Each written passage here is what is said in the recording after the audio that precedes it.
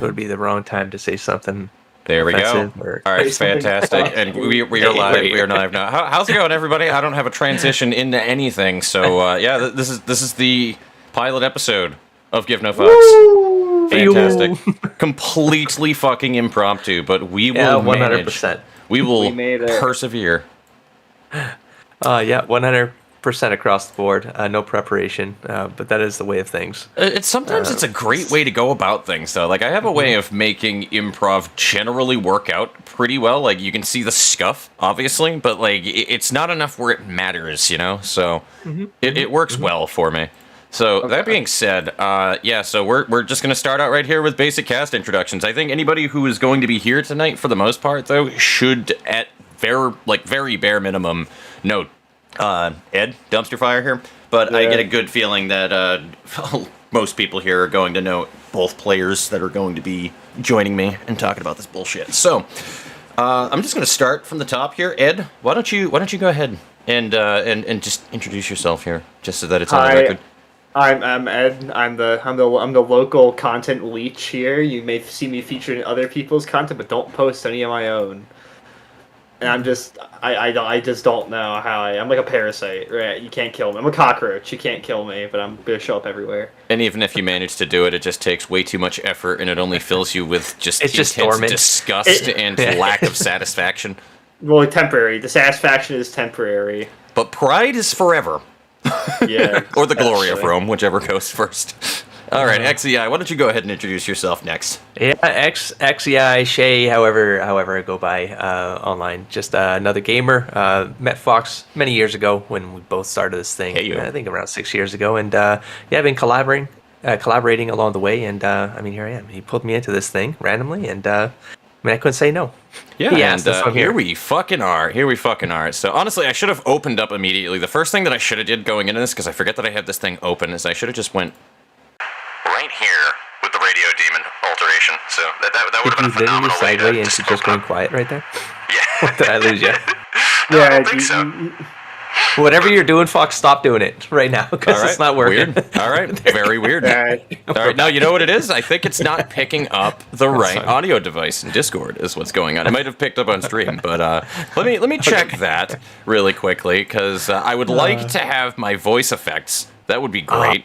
That would be. All right, I don't know how I was so quiet. Sure, that sounded then, but way more awesome in reality than in our imaginary. Yeah. Oh, it was really just as simple as I just changed it so that I sounded like I was on the radio. I can also make it so that I have like intense amount of echo and delay in my voice. Right? Let me see if this one works for you guys. Yeah, go for it. All right, did that one work? Do I sound like I'm in a cave? Sound like you're in a tunnel. Yeah, there we go. Yeah. So Radio Demon, I don't know why it wasn't popping up right there. I might have fucked something up with it though, but it should just sound super staticky. That works. And okay, no, it breaks kind of. If you're doing something right now, it's not working. No, you know what it is? It's the noise suppression. Oh. That's what it is. Yeah, it's the noise suppression. Alright, I'm going to disable my noise suppression because fuck that shit. But we're back to the clean filter. It sounded really good near the end there. Oh, hell yeah. I love that filter. It makes my already audible chocolate voice sound even stronger. I love it.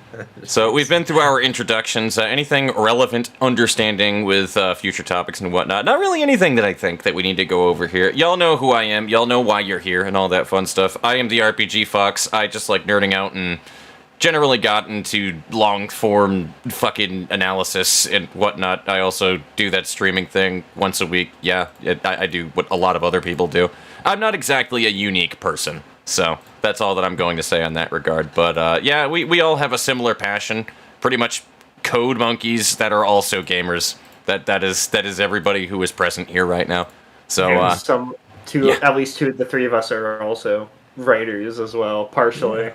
Oh, interested in storytelling, story composition, character development. So, gonna be a couple of different things that we go into here for sure. Absolutely. So, I guess just to kick things off, though, in general, because again, I want this to be just kind of long form, and we're gonna see where this flows with all the different topics, and we're just gonna play it by ear. But as I have with the first bullet point right there, so what is your personal favorite genre? of stories, so that we can all have like a little bit of a basis to work with right here, because I know that we all have like our preferences and not so preferences for things, though I'm curious about where that goes, and that can literally stem anywhere from you like I had right there in the parentheses, fantasy, or you can go to like more of a subgenre of like a theme for it, like grim dark, or I don't know, something more happy-go-lucky, however that you feel like explaining it. What stories most appeal to the both of you? Hey, why don't you go first? Then you're asking all the questions here. Let's hear yours first. All right, fair enough. So let me go ahead and put my fucking noise suppression back up though, because my bubble's not bouncing again. But honestly, for me personally, I have always been a big fan of just the fantasy and RPG, obviously from the fucking name tag right there, genre for God knows how long. And I am more of there's a word for it. Specifically, is it high fantasy or something like the less realistic shit, like dragons, and like, you know what I mean? Oh yeah. So how's that? I have to ask, how do you like your magic? Like, do you like it? How do you like your magic cooked? I like my magic the way that I like my women, filled with character. But anyway, aside from that, no. Yeah, I fucking absolutely love. I was growing up on RPGs, man, and it's really weird because my first RPG, for the most part, that I had ever really been brought into was Diablo. Which is not at all like what my preference in genre is in any way, shape, or form. Diablo is quite dark and gloomy and not so happy-go-lucky, but here we are. So that's just generally something that I've always loved, especially when I started getting into like high school and I started bumping into anime like Fairy Tail, which really inspired me to get into like the anime style of making fun of RPG tropes, especially with like games and whatnot when they use quote-unquote gamer terms for things. But I just love any kind of thing that can be equally taken as serious and not so serious at the same... Like, basically, it's aware of itself, if that makes sense. Not quite fourth wall breaking, but will take a stab at itself here and there. Yeah, no, you said high fantasy, so you're talking about like... That's like the purest, I guess, of kind of. It's like Lord of the Rings. I want my men to be running around with fucking big anime buttfuck swords. Okay, I want Cloud Strife Buster swords all over the damn place. I want them to split a dragon in half. That's what I want. Straight. So not Conan-esque sword and sorcery, not the low fantasy. I can enjoy it. Epic but that is generally where I like the crazy whimsical, because I'm just a person who really enjoys my imagination, man, because my imagination is sexy, and that's all there is to it. So nothing will ever beat my imagination on how cool something is. So I love being able to take that as far as I possibly can with things, man. Yeah. Ed, did you want to go next? Yeah. I honestly, funny enough, for someone who likes D&D, I am not a big fan of fantasy stories personally. Like, as early as I'll go, I like I like the more technological savvy settings. So I like steampunk is like as far back as I'll go. Okay. Probably like time wise, like realistic time wise, but anything like modern and future or post apocalyptic or anything like that, it's more my speed, because it's not like I also enjoy more character oriented stories and as well as world building. But like anything that's really character focused is kind of like really intriguing to me, and because like. I kind of like, as well, like characters, I like exploring the technologies also. Oh yeah, so intricacies with that. That's a big thing, to be honest with you. So so fantasy doesn't really do it for me, because it's kind of like, yes, like technology is awesome, but it's like at least technology is something that we can grasp, like in reality, that you can take base from. Magic, not so much. But because you can kind of more relate to it, to reality. Like it could happen, it probably won't, but it could. Well, magic is like, it just can't happen. Okay. Because it just feels more like, it feels like something that I can relate to as a person who's growing up in the time where technology is getting like taking over our lives more and more. It just and getting scarier and yeah. It feels like something I could pull from like how I feel or what I notice in things, and it just those settings also just I prefer. I don't know why exactly. I prefer more modern settings, but that's just me. Like I think that there's go ahead. Yeah, with a bit of post-apocalypse, is that what you said? Like more like dystopian kind of honestly, modern? I got kind of like a cyberpunky feel for the most part for a lot of the general theming that you do enjoy. Like not quite sci-fi, but like there's still touches of like I'm gonna say modernity. I don't know if that's the word, but like, you know what I mean, like just modern, like day and age shit that we can see now. Yeah. Which is, there's a certain allure to that though in general. I really dig that shit. Like I love, I definitely feel you on that one though, Ed. With I love urban any kind of stuff like big city stuff, for example. Like when they were going into that for the most part with the world building aspect of Library of Ruina when we were going through all of that. Like that is very intriguing to myself as well. So like I'd love a large variety of different things, but obviously I have my favorites. But no, that could be awesome. The world building Library of Ruina is good. I think that's great. That's the best part about it. I had issues with the story, but that's there's a time and place for that, which is not right now. But so that's one on the chalkboard, by the way. Bing. Yeah, we'll keep track, guys. Take a shot every time we mention a Project Moon property in any of our things. You'd be dead by the end of the episode. Don't do that, actually.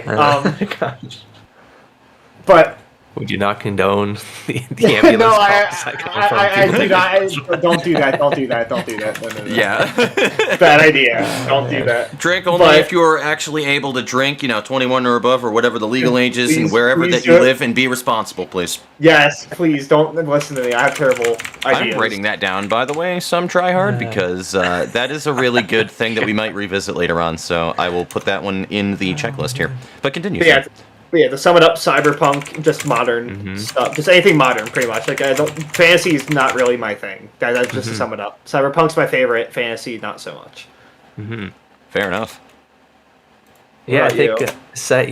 For me, it's so horror is definitely my favorite genre, but it gets specific because as the big umbrella of the horror genre, there's plenty of them that I'm not really a fan of. So for me, it gets it goes down to gothic horror specifically. So stuff that's more psychological. It's more about the environment, suspense, mystery, like the angles behind the horror that make you think the horror is there, but you're actually creating a lot of that. The sensibilities come from your own mind while reading the tales. So the fantastical nature of, if there is a horrific element in the story, that's not the primary focus of the story. It's more how that thing engages with the world around it, with the characters around it, how it impacts things. There's usually like the tragic villain narrative going on. So I like the twists and turns that come from the mind in that storytelling, more so than the action that comes from it. So like the gore fest slasher stuff, like gore porn, like that, I'm not really a fan. I like stuff that gets a little like that kind of aggressive. A little more it's just substance. It's definitely more the old late 1800s kind of stuff for me is the way to go. Even from a gaming perspective, I feel like I can't get like Ravenloft was the setting I played the most, like in back in my day, and that's kind of what got me into the whole that kind of storytelling, the gothic angle to things. And I think it's like because I got to play in the gothic horror genre, it made me research a lot of just how that storytelling is done, and it applies very well to the table. Just from because it's character driven, the players, messing with the player's mindset that impacts their character mindset. There's a lot of cool layers that you can mess around with in that regard. So it's kind of like it's ended up being it's just kind of has a close place to me. Yeah. It's kind of like any genre that comes around. The Dark Descent simp in the chat. No, never played it, but I've seen some of the stuff there. Lovecraftian stuff, there's a lot of stuff that comes from that. The pulp era of storytelling that came from even some of the Conan stuff has like the fantasy that kind of embraces part of that kind of storytelling. That's kind of how I like my fantasy too. A little bit darker, dark fantasy-esque. Yeah, there it is, man. Like how dark? What, like Warhammer 40k dark? Like it's funny. I just talked about Warhammer 40k with someone over the weekend. I have never read anything of that series, but I've heard so many good things about their books, their stories, their the lore that they have behind Warhammer. So I'm getting curious about it. Curious enough that I might start having to delve into their books. Fox, I see a question. I can't quite. Yes, so the question was, Huck is asking for you specifically, Ed, is does the same thing that you mentioned apply with magic that could function in a world with modified physics? So I think what you're saying is with how magic is hard to apply now versus like modified physics. So like if you created your own I guess, world that would be atypical from how physics or just general rules of just how our world works in another in a story. That's what I'm assuming out of this, but kind of like modern magic stuff, like Percy Jackson stuff. Is that what we're kind of talking about? I feel like almost. The thing is, I'm kind of having an issue kind of understanding that question altogether, but I would like to pry more on that one for sure. I mean, if you're at like modern, like the modern setting is like implementing magic in the modern setting, that's cool. Like I like that actually. Like the Percy Jackson books. I'm just to clarify, everybody pretty much unanimously says that the movies were. They're a mistake. But yeah, no, like that's cool. Like implementing magic with like technology. There's a name for that genre. I can't remember what it is for the life of me. Fair enough. But like not like Avatar though. I don't like Avatar. No, but like having like more whimsical elements, like fantasy elements in a modern setting is also cool to me as well. Magical realism. Magical realism is what you're talking about, right? Yeah, integrating that fantastical inside the real world. Yeah. Like the Artemis Fowl books. Yes. I'm going to specify again. Yes. I'm going to specify again. The Artemis Fowl books are fantastic. They are great books. Like that kind of stuff. That is some good shit. You're making me think of like some older stuff that I read a little bit of or read exclusively a lot of in high school now, and I'm like, oh man, I miss these so much. Oh, that is some good shit though. Yeah, no, that's an interesting point to put. Like, I think that's a aspect that's fun and weird that some people don't really like think of too. Sometimes with storytelling, like I try to put that level of detail with. I've talked about this. The RPG that I've been working on for fucking 10 years that I've told you about, Ed, I've brought this up with X as well with things. It's like I've gone into ideas of how the world works with that and how I can apply it in a magical sense, but also not keeping in things that just need to be in there because you can't picture a world without, like, for example, gravity, right? Gravity just exists. You drop an apple, that apple's going to hit the ground. How can I explain that in a world where it isn't a planet, a spherical, like, you know what I mean? Where a singularity isn't a thing.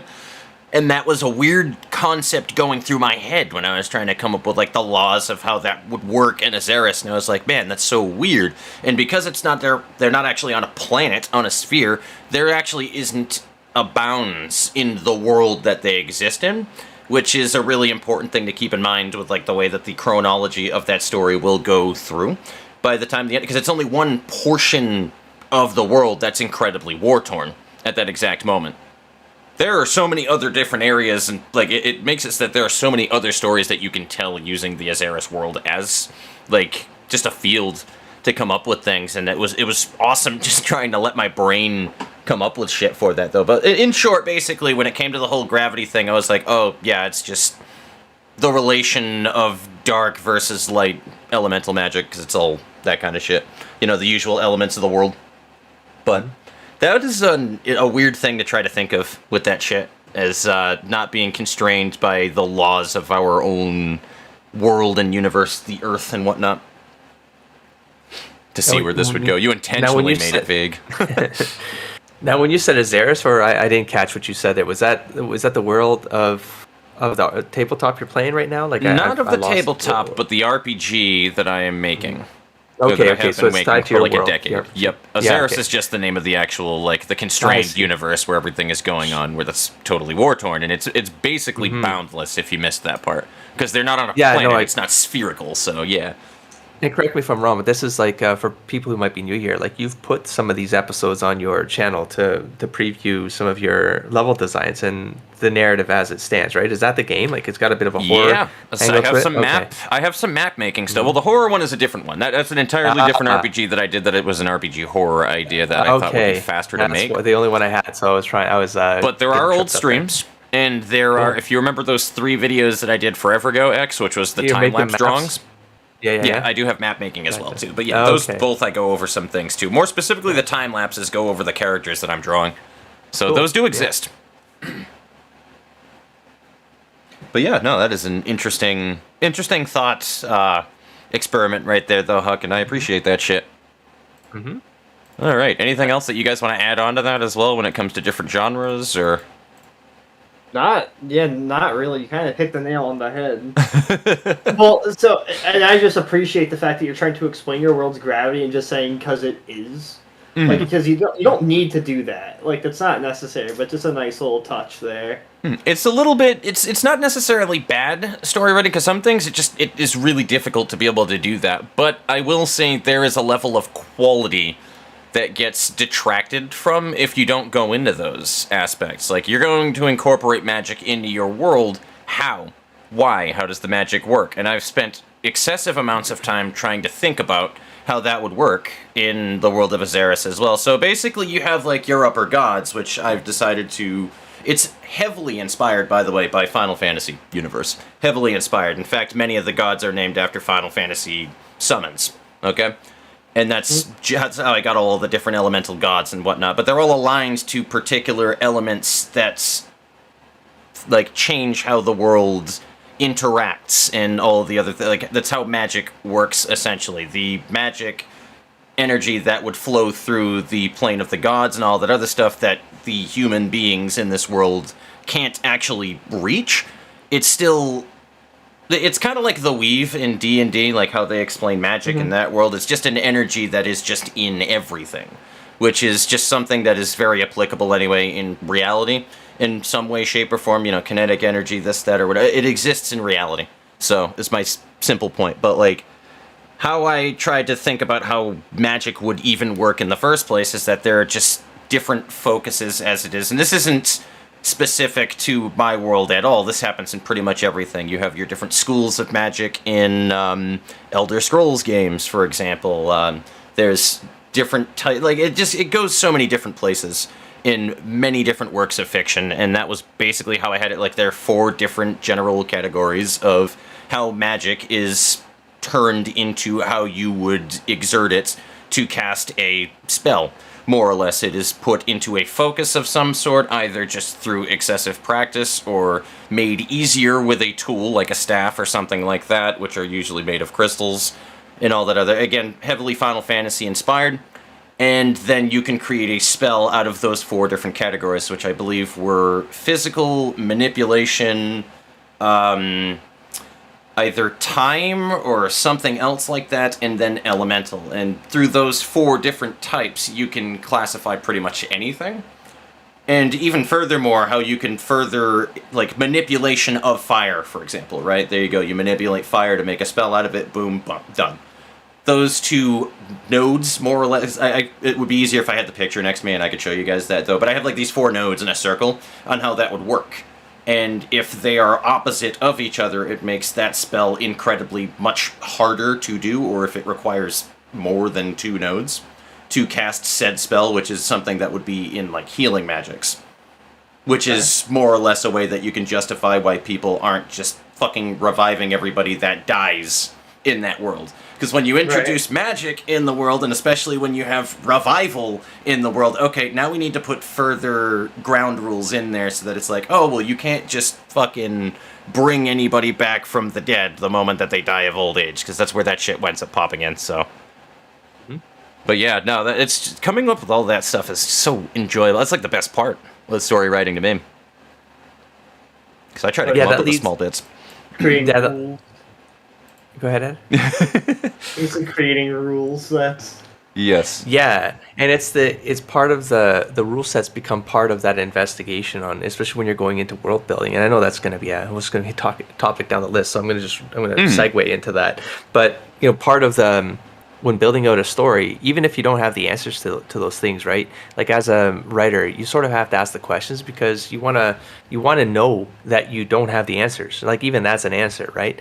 Yes. Magic is sort of like the easy way out. I mean, if you want to just say it's magic, you say it's magic and you move on with your day, But you understand that that's the barrier, right? Like that's your wall. And I think especially when we're talking about gameplay in computer games or in tabletop, like that's when you start needing to have the rules not needing to, but game systems will have rules that dictate certain parts of their reality and wrap them around the meta, and so you have to figure out which meta do you want to define for an apple falling, and aka gravity, or do you just want to say screw it and let narrative drive things, right?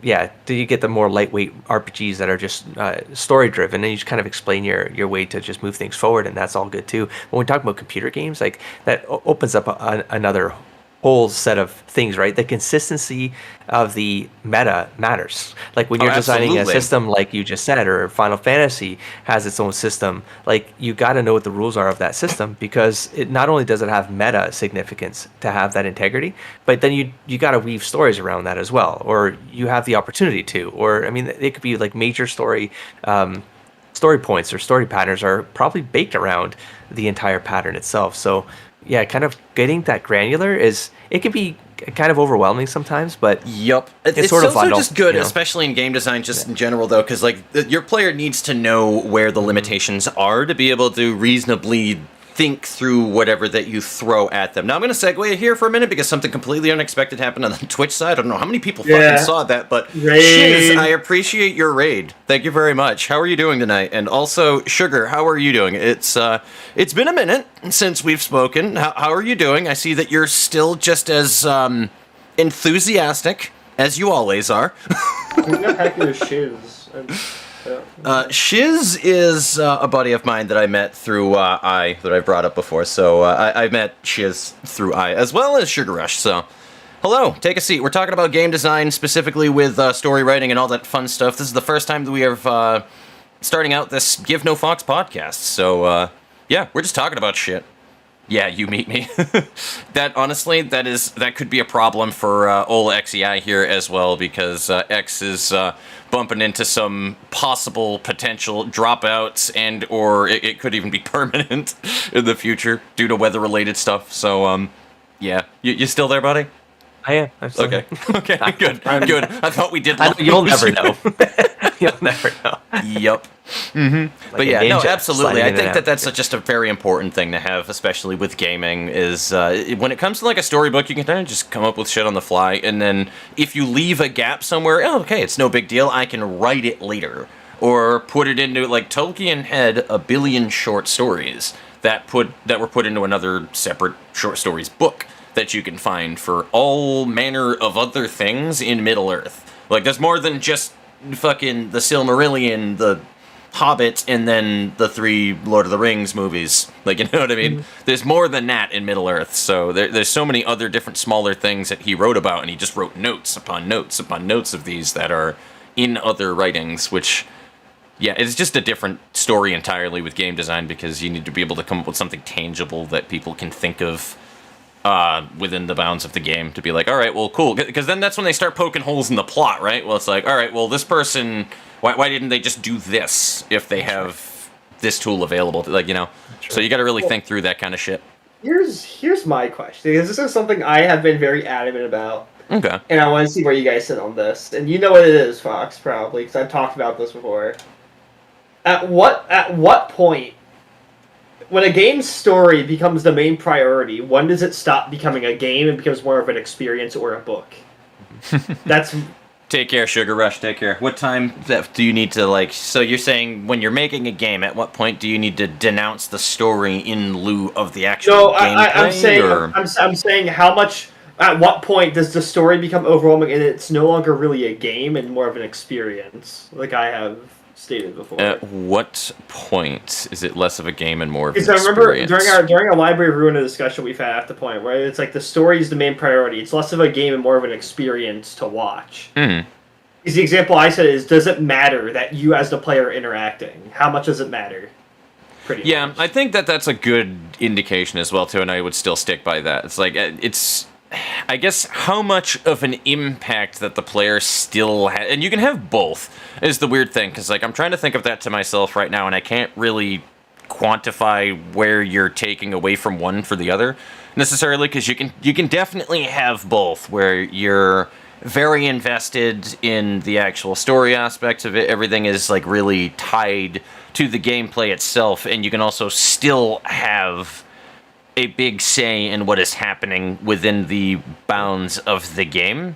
through interaction and player input and this and that, the other thing. So I think that that's still the key component, because that's what makes a game.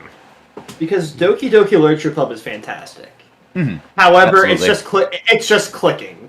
You're not really interacting, like, you know what I mean? Like, you're not really interacting. So is it a game still? Or, you know, that's what I'm saying. I call that one more of an experience myself, personally. That's what Yeah, it's a fine line, because you are clicking, and you're doing the bare minimum of what... I mean, if you played the Stanley Parable, I mean, it makes fun of all of this kind of stuff, right? Yep. When you think about, like, even the more complex games, I mean, what are the more complex? They're still clicking. It's just, you're just clicking, you're waiting for things, real world time is passing, something is happening, cause and effect, right? And it's literally clicking that button to make sure that baby doesn't fall in the fire, right? So it's like at the bare essential. So it does become a mentality of the player, right, and the person having that experience, right? If you're experiencing Doki Doki because of the story, then I mean, the gameplay part of it is the pace of the storytelling, right? But you're still, I mean, it's a game in the sense that you're controlling the pace of the storytelling. You can walk away when you want. You can think, you can pause to think about what you just experienced, etc. So it's got that component that makes it a game. Is that it's not the flow of it is still in your control. But absolutely, it turns into more of an experience because of it's linear for the most part. What I know of the game, right? There might be some conditional impacts that you have as a player. I'm not sure, but yeah, like Danganronpa is more of a game than Doki Doki Literature Club is, because at least there is something you are doing that's interactive. There is a flow to gameplay at some points. That's other than clicking. Here's an idea. I've got a very good idea, actually, with that. Here's something that I was just thinking of now that would actually work really well. So I guess there would need to be some kind of a substance in it, even if it is complementary to the story, makes sense with what you are doing within the grounds of the story. I think the big thing as well is, what are you actually doing within the... Like, is there a gameplay loop? Like, you know what I mean? Like, something like that. Something that you are actually doing within it. Because, like, Danganronpa... Whether or not that anybody would agree or disagree with that one, I still would agree that that has a gameplay loop to it. Even though it's not something like fucking Warframe or something that would be incredibly engaging on that regard, because how it goes through, you're being told the little itty bitty bits of story that you need to pay attention to as you're going through. There are small details dropped here and there to be able to figure out the thing. But because it is like a detective-style game, and how that works, and you're trying to like figure out all the different cases when the class trials start and whatnot, though, there's still the gameplay aspect of what you're trying to do. There is a loop. You get the downtime, things start to heat up, all right, boom, now you got to go ahead and search for clues, and because there's an expected loop of gameplay. Once again, just to repeat that phrasing in the game, whereas Doki Doki is not so much. And I think that that's just kind of the same in general with visual novel, because you're just clicking through things to read the dialogue and whatnot. Some of them do have actual gameplay things that are in them that are like akin of mobile games, but they don't really have gameplay loops, though, typically. And also, just some random tryhard to go on to that one as well. We ironically do have a question similar to that one later on, so I'll add that one in as well. But that is ironically a very similar question that I already have in here. Mm-hmm. But I think that's a big aspect of it too, is like, is there an actual gameplay loop here within the game, or is there not? Even if it's complementary to the story and what you're actually trying to do is irrelevant. Right. I would say an experience is just like, there is no real gameplay loop to an experience, because it's just you're watching something, which isn't bad, obviously.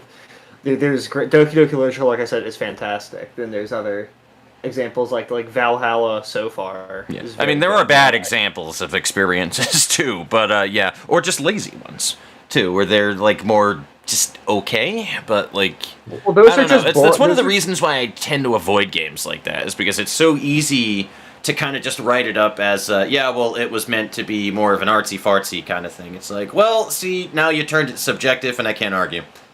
Like, you know what I mean? That's where you just stop. Yeah, because then there's that weird argument of, was it lazy or was it intentional? And then you don't know, like, was the room intentionally meant to be that bad, or?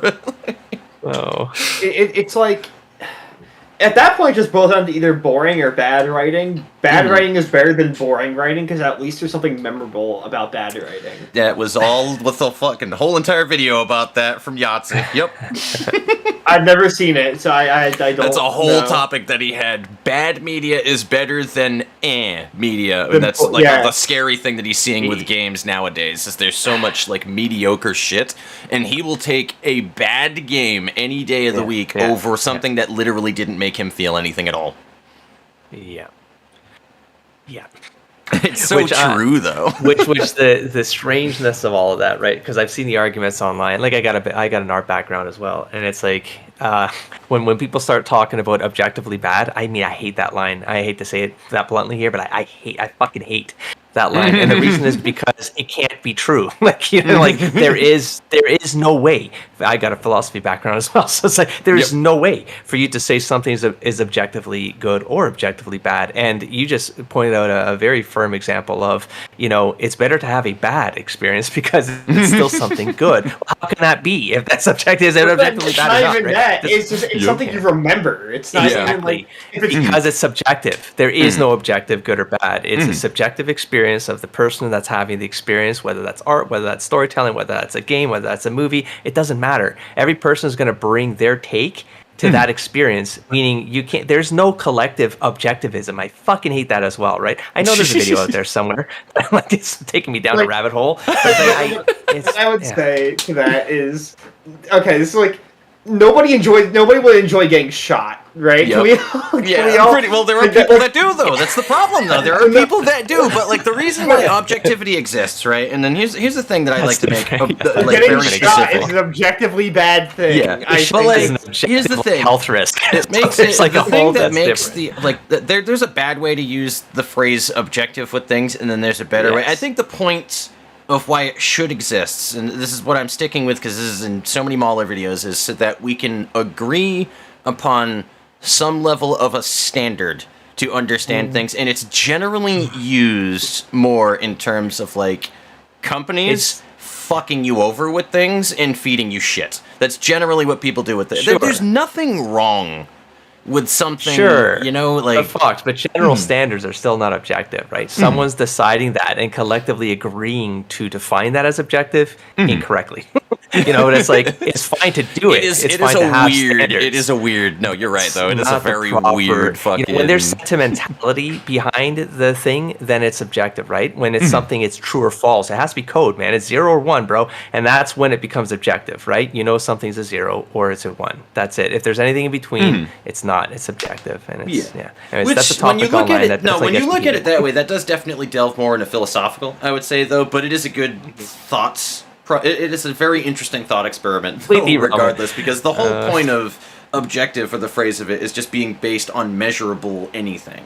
Which, when you think about it, it's like, all right, well, then where does the measurable standard come from? Which is then based, so it all does still come back to a subjective take at the end of the day that way, but it still has its uses, though, for sure, but it is weird. It is absolutely weird. I think there are some places where you really shouldn't fucking take. Yeah, absolutely. Use it sparingly, that's all. Online, especially. That's what I mean. Yeah, I think, no, big time, absolutely. And there are a lot of people that love to kind of use it that way so that they can feel like they have a leg up with things and they have some weird fucking... It feeds into their ego, essentially, with things. And I guess anybody can argue that same thing with me, but I'm doing it specifically because I think it's funny. I would never tell somebody, hey, you're making a bad thing, stop making the bad thing. I don't want to see more bad. I am no fucking, like... I am not the person that is supposed to be like, hey, it needs to go through me on what video games are acceptable to be played. Like, it is for me and me alone on those takes. Yeah. And I'm just doing it extra with all the extra, the swearing, the this and that, and everything else, the bells and whistles on the videos, because people laugh at that shit. It's entertainment, man. But yeah, and that at the end of the day still is also like, goes back to the whole subjective thing, though. You know what I mean? Yes. It's silly. It's a rabbit hole. Yeah. Oh, absolutely, it is a rabbit hole.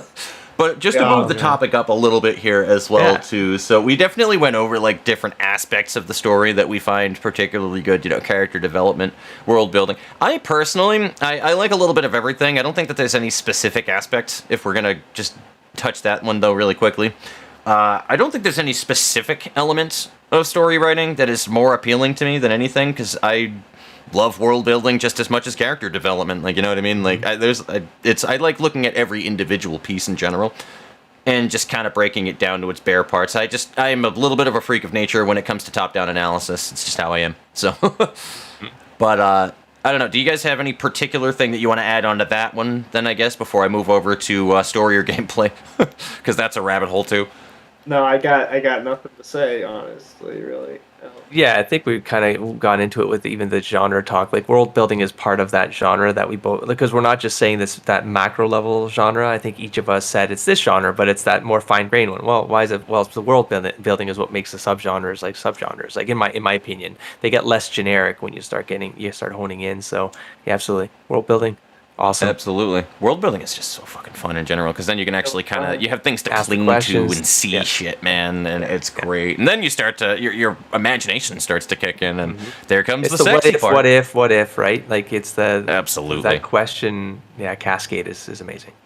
Part of the experience. Those games, actually, let me visit that really quickly, Huck, for somewhat of a curveball. When it comes to games with an established fandom, and those games have some sort of a sequel, should the fandom affect the game design of said sequel? I know this one. Are we talking about like fucking? I feel like this is going into Undertale territory because Huck also really wants me to play Deltarune. So okay. I can give my take on this actually.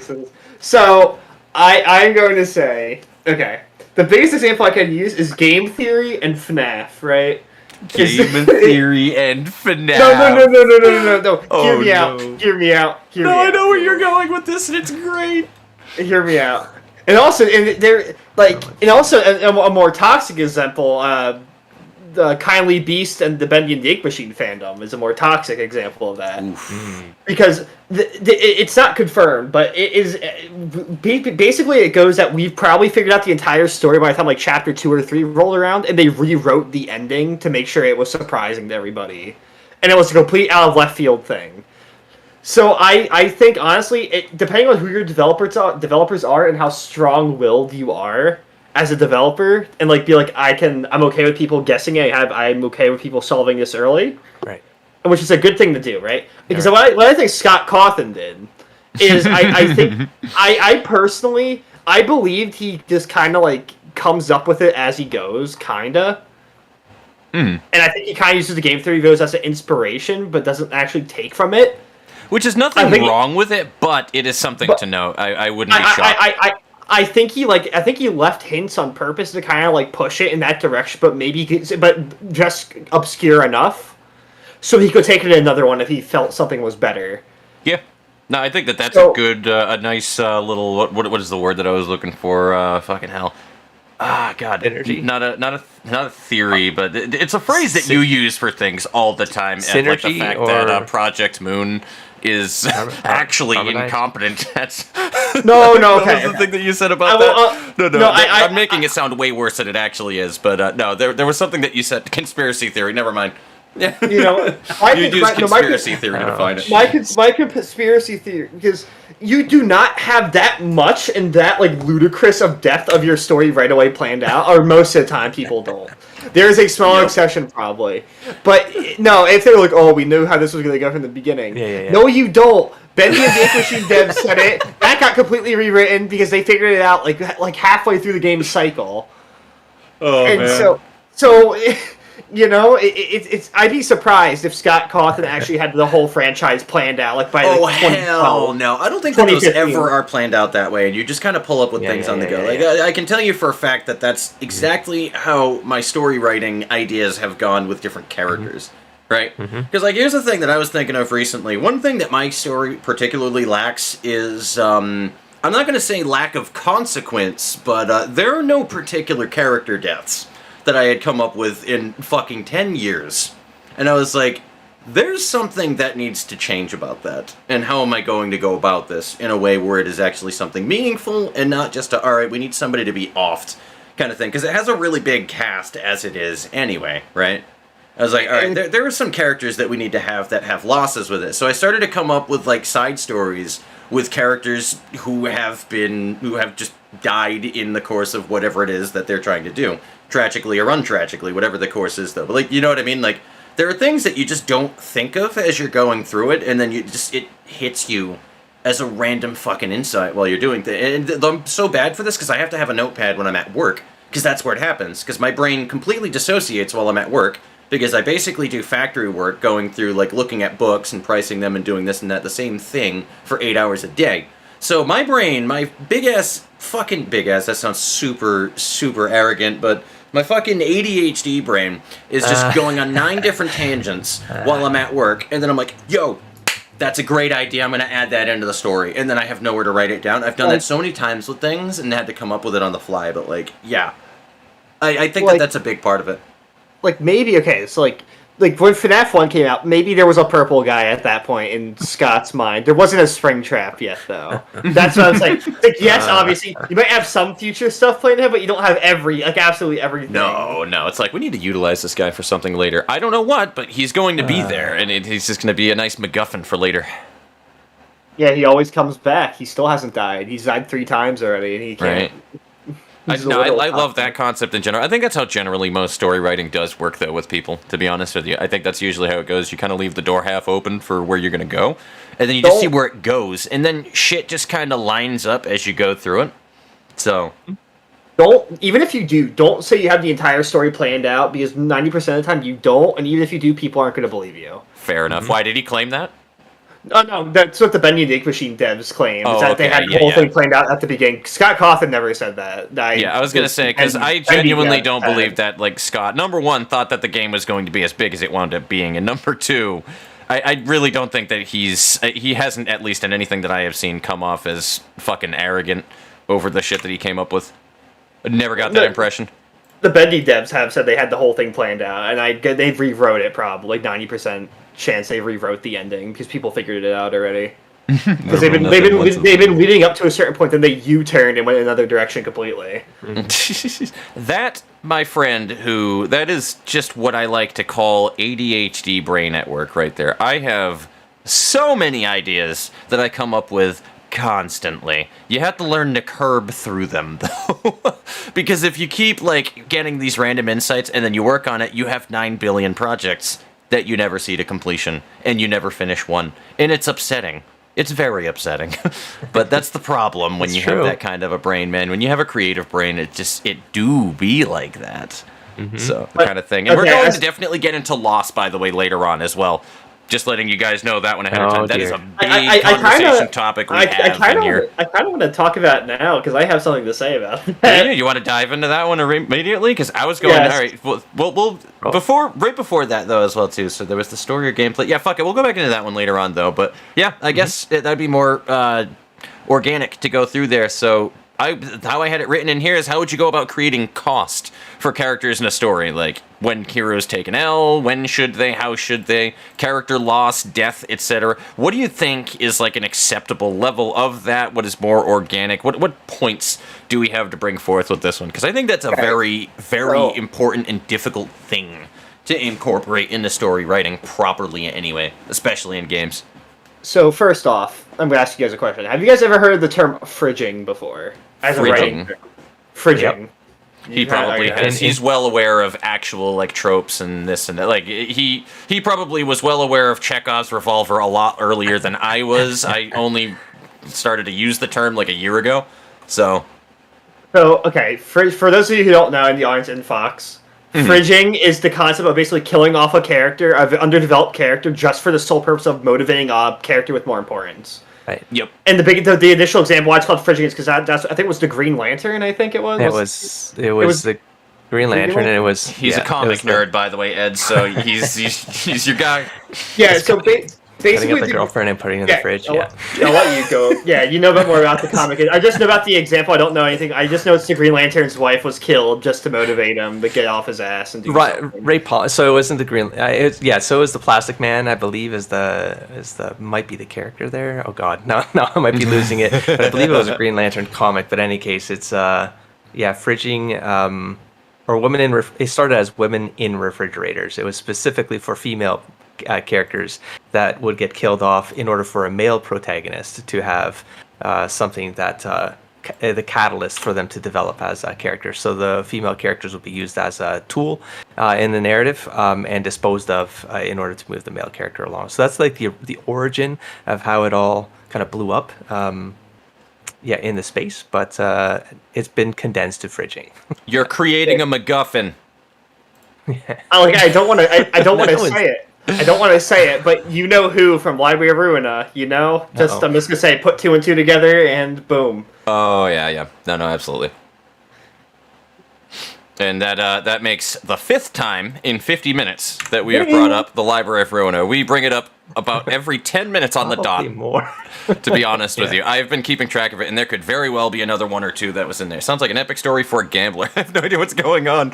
It is going well, Morshu. We are talking about story writing and all this other stuff for a pilot episode of Give No Fox, a podcast where we talk about game design and various other story concepts and this and that the other. It's a long form podcast where we're just going to start talking about shit and really breaking it down. So grab a drink, kick your feet up. We're talking about loss in stories at the moment.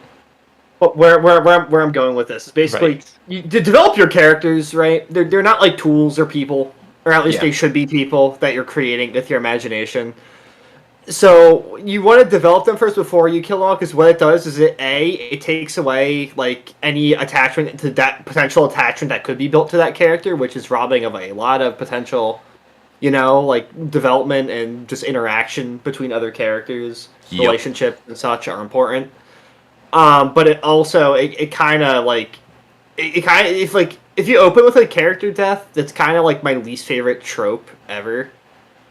Is when like the story starts, the call to action is when somebody dies. That is my least favorite thing. I hate that. It's lazy, I feel. It is very lazy. In fact, here's a fun one that I love to use all the time because it is so applicable to every single circumstance that I have ever thought about, because this character, like, just the writing in this show is just so fucking incompetent. It is insane when it comes to...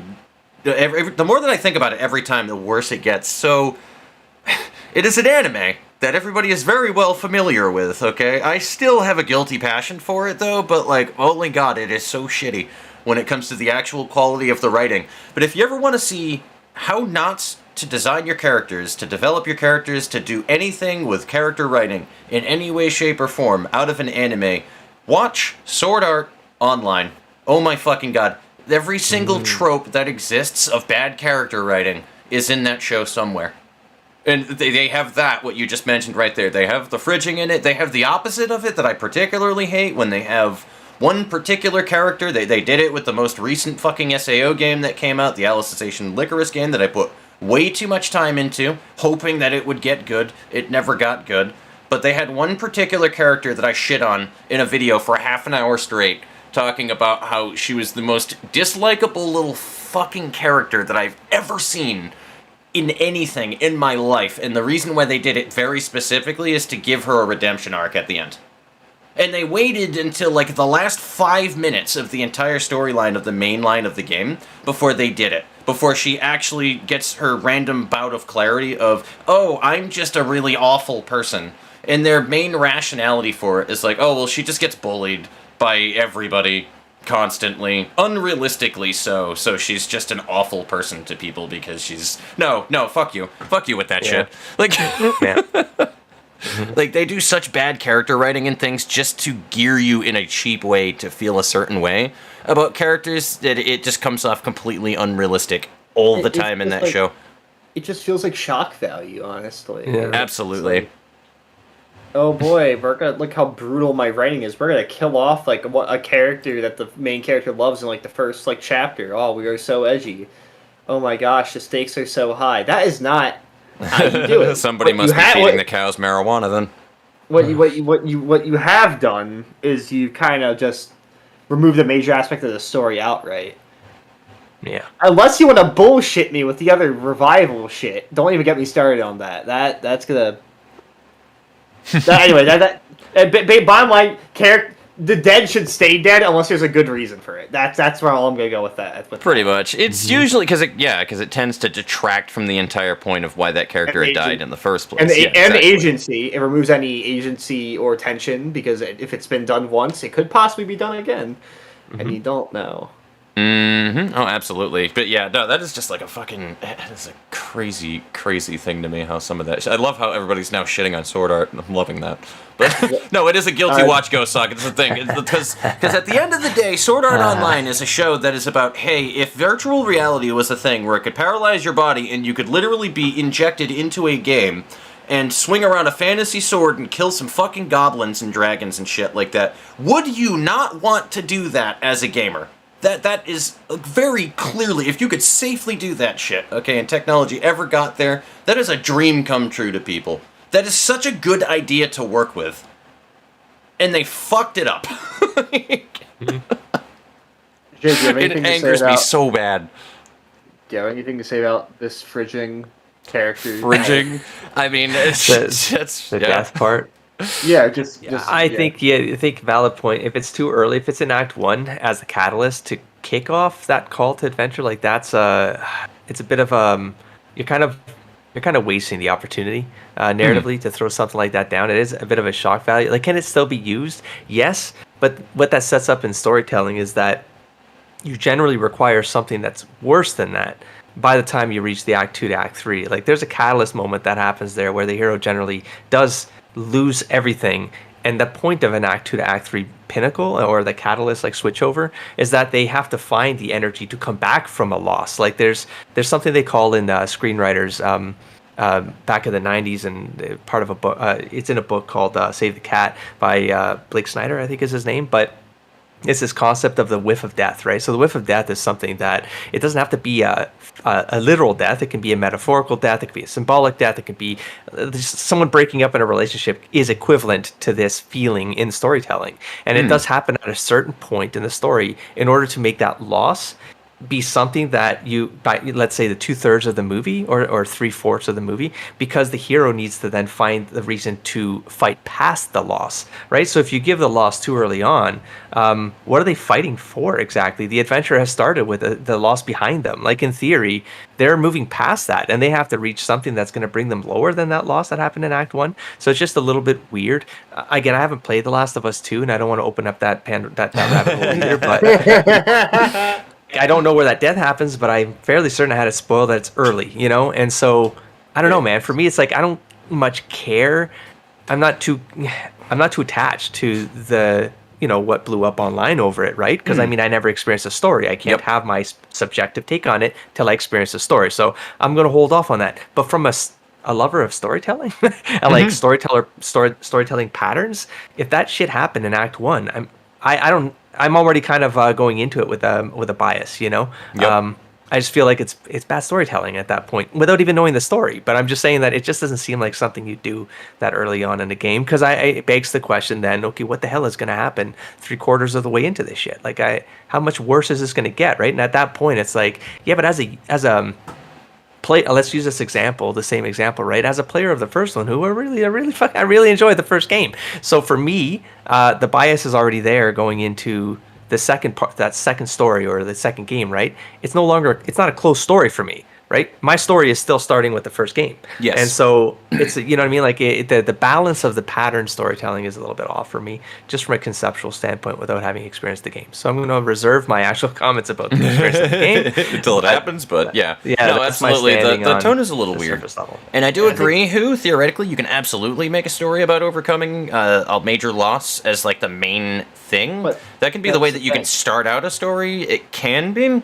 I think what matters, though, is, again, it can't be something that's, like, super cheap. And the reason why that tends to not work as well, I would say, in story writing is because when it starts out that way, for example, that is literally something that is in so many animes, it's not even fucking hilarious anymore. Like, it's... Demon Slayer. Like, it's in so many anime. The pro tag at the very beginning, everything is super good, and within the first episode, I don't know, their mother dies, or their this dies, or their that dies, and that's their whole driving force for the remainder of the show, before you even got to build an attachment to the character that was killed off.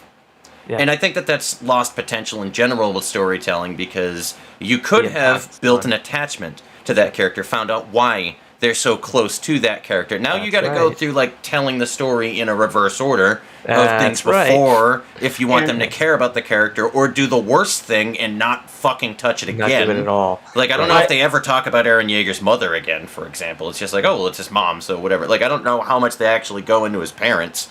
But, like, you know what I mean? Like, that shit. It's like, obviously that was more for just a shock value, though. So that's a little different than what I'm talking about here. But, like, so many anime do that same thing. Within the first episode, they'll lose a family member or something. And it's like a tale of them trying to get stronger to prevent that from happening to somebody that they care about again. It is so overdone. It's not even funny. The one exception to this rule, and I don't know if you guys will agree with me with this, but... The one exception of the rule, I think, is if the death is important, but it happens before the story takes place. Yes. Is that a bad take?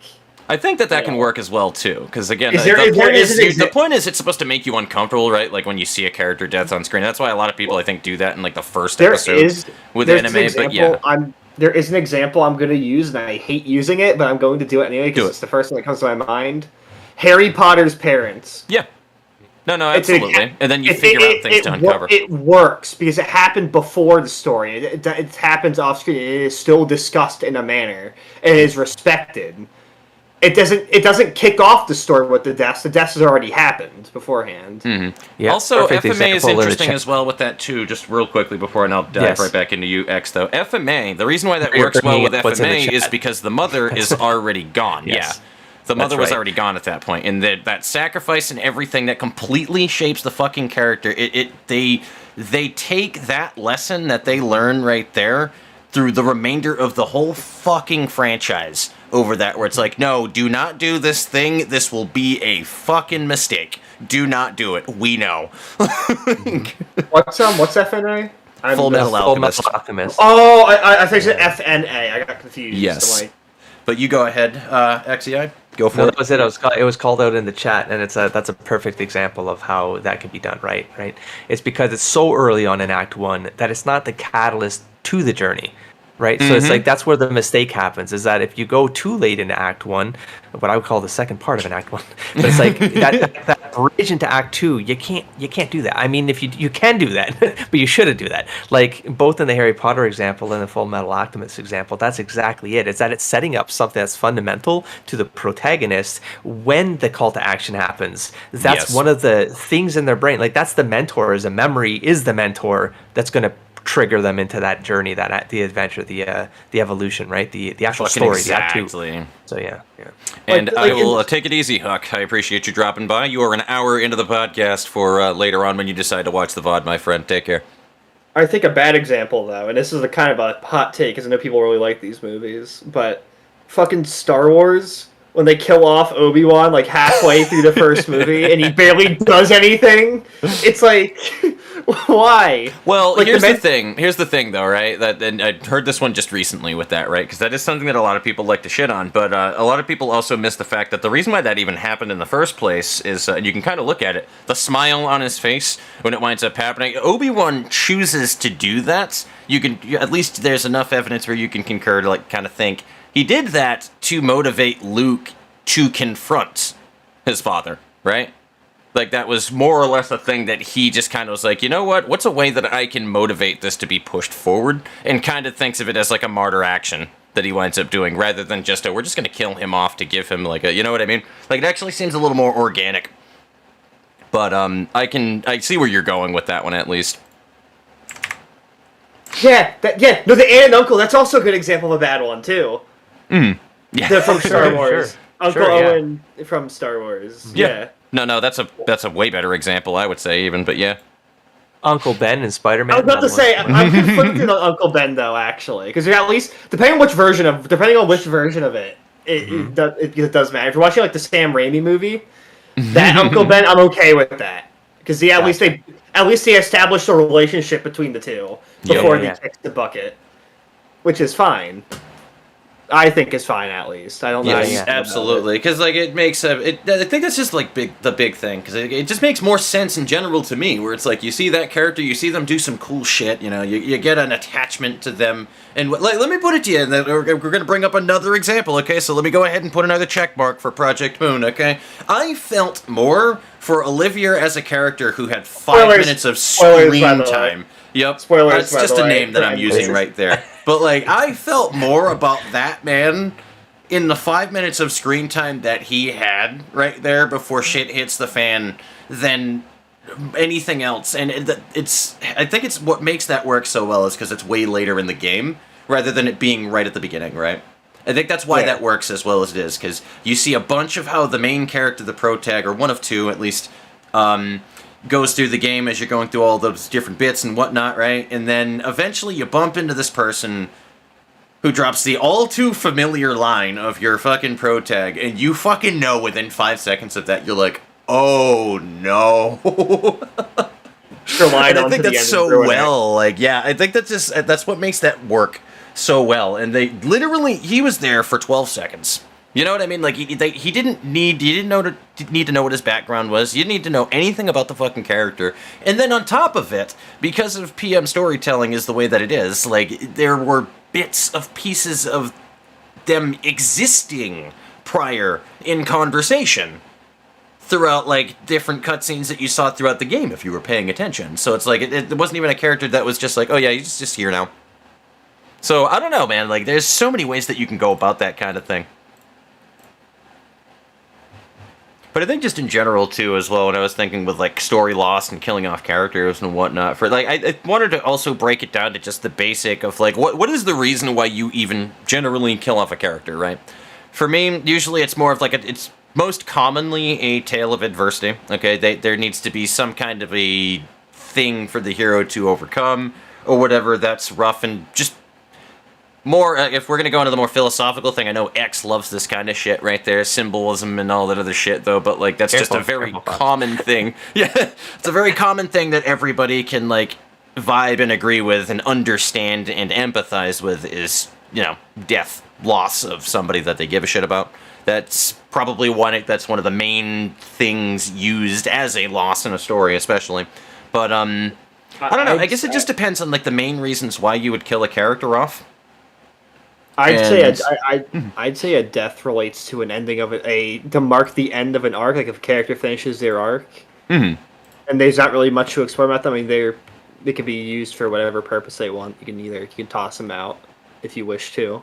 Mm-hmm. I think that's a valid thing to do. I think depending on if it fits your story, obviously it could be used to show a completed arc. It could also be used to give a sense of finality to a character who has been searching for answers and has decided that are satisfied with the answers they have found. Basically finish a character finishing their journey, pretty much. Right. Yeah, exactly. To mark an ending of something, that's another thing right there. Some level of finality to it. Another reason that I've been using it, just generally for especially people who are really big fans of war movies or whatnot, or militant in any way, shape, or form, especially if that is a theme within the intellectual property that you are within. On top of it, it is just the ultimate tale of sacrifice. To give one's life for a cause or whatever it is that they believe in that vehemently, where that is the one thing you will not get back. Like, you know what I mean? So, which is also opens the door, the floodgates on the whole "that's why you don't revive people" thing. But, yeah, no, like, just going into the general reasons why you would go about doing that, I think, is a good thing to keep in mind with any kind of loss. And just in general, I feel like that's just a smart thing anyway that you would want to do for the most part. Like, some stories can go without it if that's the whole point of it, is to be happy-go-lucky or, you know, slice of lifey more or less about it, and rather than realistic and just trying to be a good old time. And remember, it's not physical loss all the time, right? In storytelling, It can be just a loss, like emotional loss, right? It could be a spiritual loss, like you lose a faith, or you lose, like you're in something, or literally with your faith, your religion. Or it could be the loss of a breakup, right? Simple. Yeah, but it's so traumatic of an event that it symbolically it still fits in for the same. Exactly, and I guess the stakes matter as well too, with the different the genre that you're going for. If it's going to be more of a grimdark thing, or, you know, if it's a romance, right? Yeah. I think also it just leaves a level of believability and realisticness in it as well, especially if it's something that's just that fantastical too. When you go, it's a big one in fantasy in general. You're going to be killing larger than life things. Yes. It's very unlikely that everybody's going to make it out of that fucking unscathed. Yeah. Like, you know what I mean? So you leave a level of believability in it. Like the thing that I've been trying to get creative as well with my story is I don't like the idea of trying to kill off like some of the more established characters that I have with it, but one thing I was thinking about was leaving one of the like main characters, like the main character's best friend in the story, his ride or die throughout the whole entire fucking story and whatnot, will wind up being disabled by the end of the like main line of the story. Like not completely like in a wheelchair vegetable disabled, but I mean like literally disarmed, like loses an arm at one point, and since she's an archer, it's kind of fucking hard to fire a bow with one arm. So, and that's the whole entire thing that I was trying to come up with right there, where she just has to go through this whole feeling useless thing, and you see this vulnerable side of the character, right? Because like her whole personality is she's mischievous, she's happy-go-lucky, she's fourth wall breaking, the opposite of Cain Valstein's stoic, straight-faced, straight man demeanor, which is just basically myself, but like the antithesis of that happy-go-lucky. And then you'll wind up seeing a complete change in that character's personality, because now they are a detriment to everybody who gives a shit about them, and they can't defend themselves, and they're vulnerable. And I think that is just as powerful as just killing off a character for the sake of killing off a character. If not more, to be honest with you. Well, that one opens up for the arc, right? Because that is the death of the identity of the character that they had for themselves. And so the arc there is like, there is a rebirth arc there that they can be on, which is, well, how do they find an identity that still makes them feel like they can get back what they lost, right? So that is your regeneration. That's your resurrection moment, right? Exactly. For that that's the character's act 3, whenever that is. But especially in tabletop, right? These kinds of things, like I like breaking apart just what an arc, what arc are the characters on, whether I'm a GM or if I'm playing a game. I like to think about that for my character too. Like, what arc am I in, right? So if something happens, and not planned, but if something happens in tabletop, it's just another one of those. Where did that feel right? Like, where did that feel right in the story? And where's the progress to this? Like, what am I aiming for now when I'm playing the game and thinking about the identity of this character and the journey they're on? I'm listening to these signals, and I'm part of these other stories that the GM is putting on the table. But it's also, what's the story here? Like, how am I going to remember this character as a story, not just as a character on a sheet of paper, right? But for me, I like to take away the story part of the experience. Oh, absolutely. It's that's the thing that lasts, because the game's going to end eventually, and whatever, you might move over to another campaign or whatever the case is. But like, when you can, and Ed can feel this one too, because you told me about this with Star and City, and I know he's going to try his damnedest to do that, because we've already kind of opened the floodgates with it with our Star and City campaign so far. But the ability to make a player as a GM, DM, whatever, as the person running the whole entire thing, to be able to make a player cry, like genuine tears over a character that does not exist. Like, you are able to make them feel something that much, is fucking magical with tabletop, and it's something that is such a unique thing to tabletop. You can get it in other things, but it's just not the same, right? My buddy Blue talks about a particular time when he had DM'd a game at one point, and his players were so sad over a particular character that he had established so well. Okay, I don't remember what it was, the game that they played in particular, but like, they were doing everything that they could to try to bring a particular character. There was a chance, rather, to bring this character back from the dead through a very specific thing that they could do by... It basically would be no short of asking a miracle based on a statistical fucking roll, like a chance, on whether or not that they were able to drag that person back from death from a really hyper-intelligent species of, like, alien in some way, shape, or form. I want to say it was a 40k game, but I don't think it was, because I think that game plays out entirely different, usually. But, like, they had lost pretty much almost every one of their characters. In doing so, they had suffered severe casualties in the main party to be able to try to bring this one NPC back, okay? And they were given a choice at the end of it where it's like, well, we could bring the party back, which we can absolutely do, or there could be a chance we can bring this really important NPC back. Okay? They all unanimously in agreement threw out the chance of reviving themselves to continue the campaign between the dead players and whatnot to bring this NPC back, X. They cared that much about the fucking character. They couldn't get him back, though, through the different things that he was going through, though. It just they were unable to be able to do it, and they remember that shit still to this day so clearly from it. They were so crestfallen over this non-existent character that they just wanted to live. And that is a magical thing to have.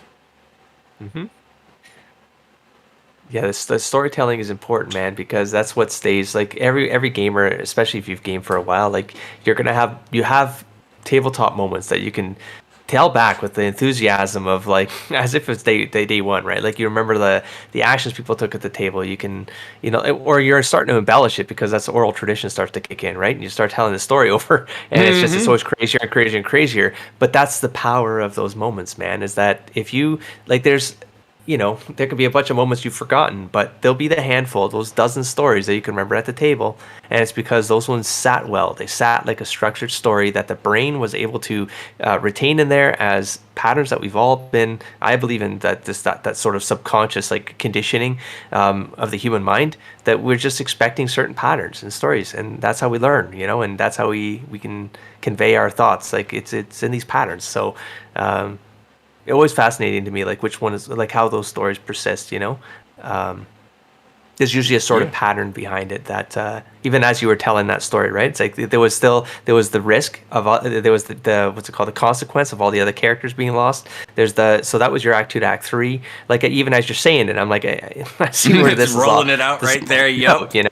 So you start to see the resolution storytelling, and it's so funny too. Yeah, you're in that denouement, which is like they failed, but the heartfelt too. Yeah, that's the denouement. So that's why it's easy to tell that story and like repeat it. It's because the patterns are simple. Yeah, absolutely. Which is why it's weird that it's not usually an argument that you hear from a lot of people who really like look into the bits and the bells and whistles and stuff when it comes to storytelling, though. But it's like something that you tend to hear from people where it's like, oh, the originality argument with things.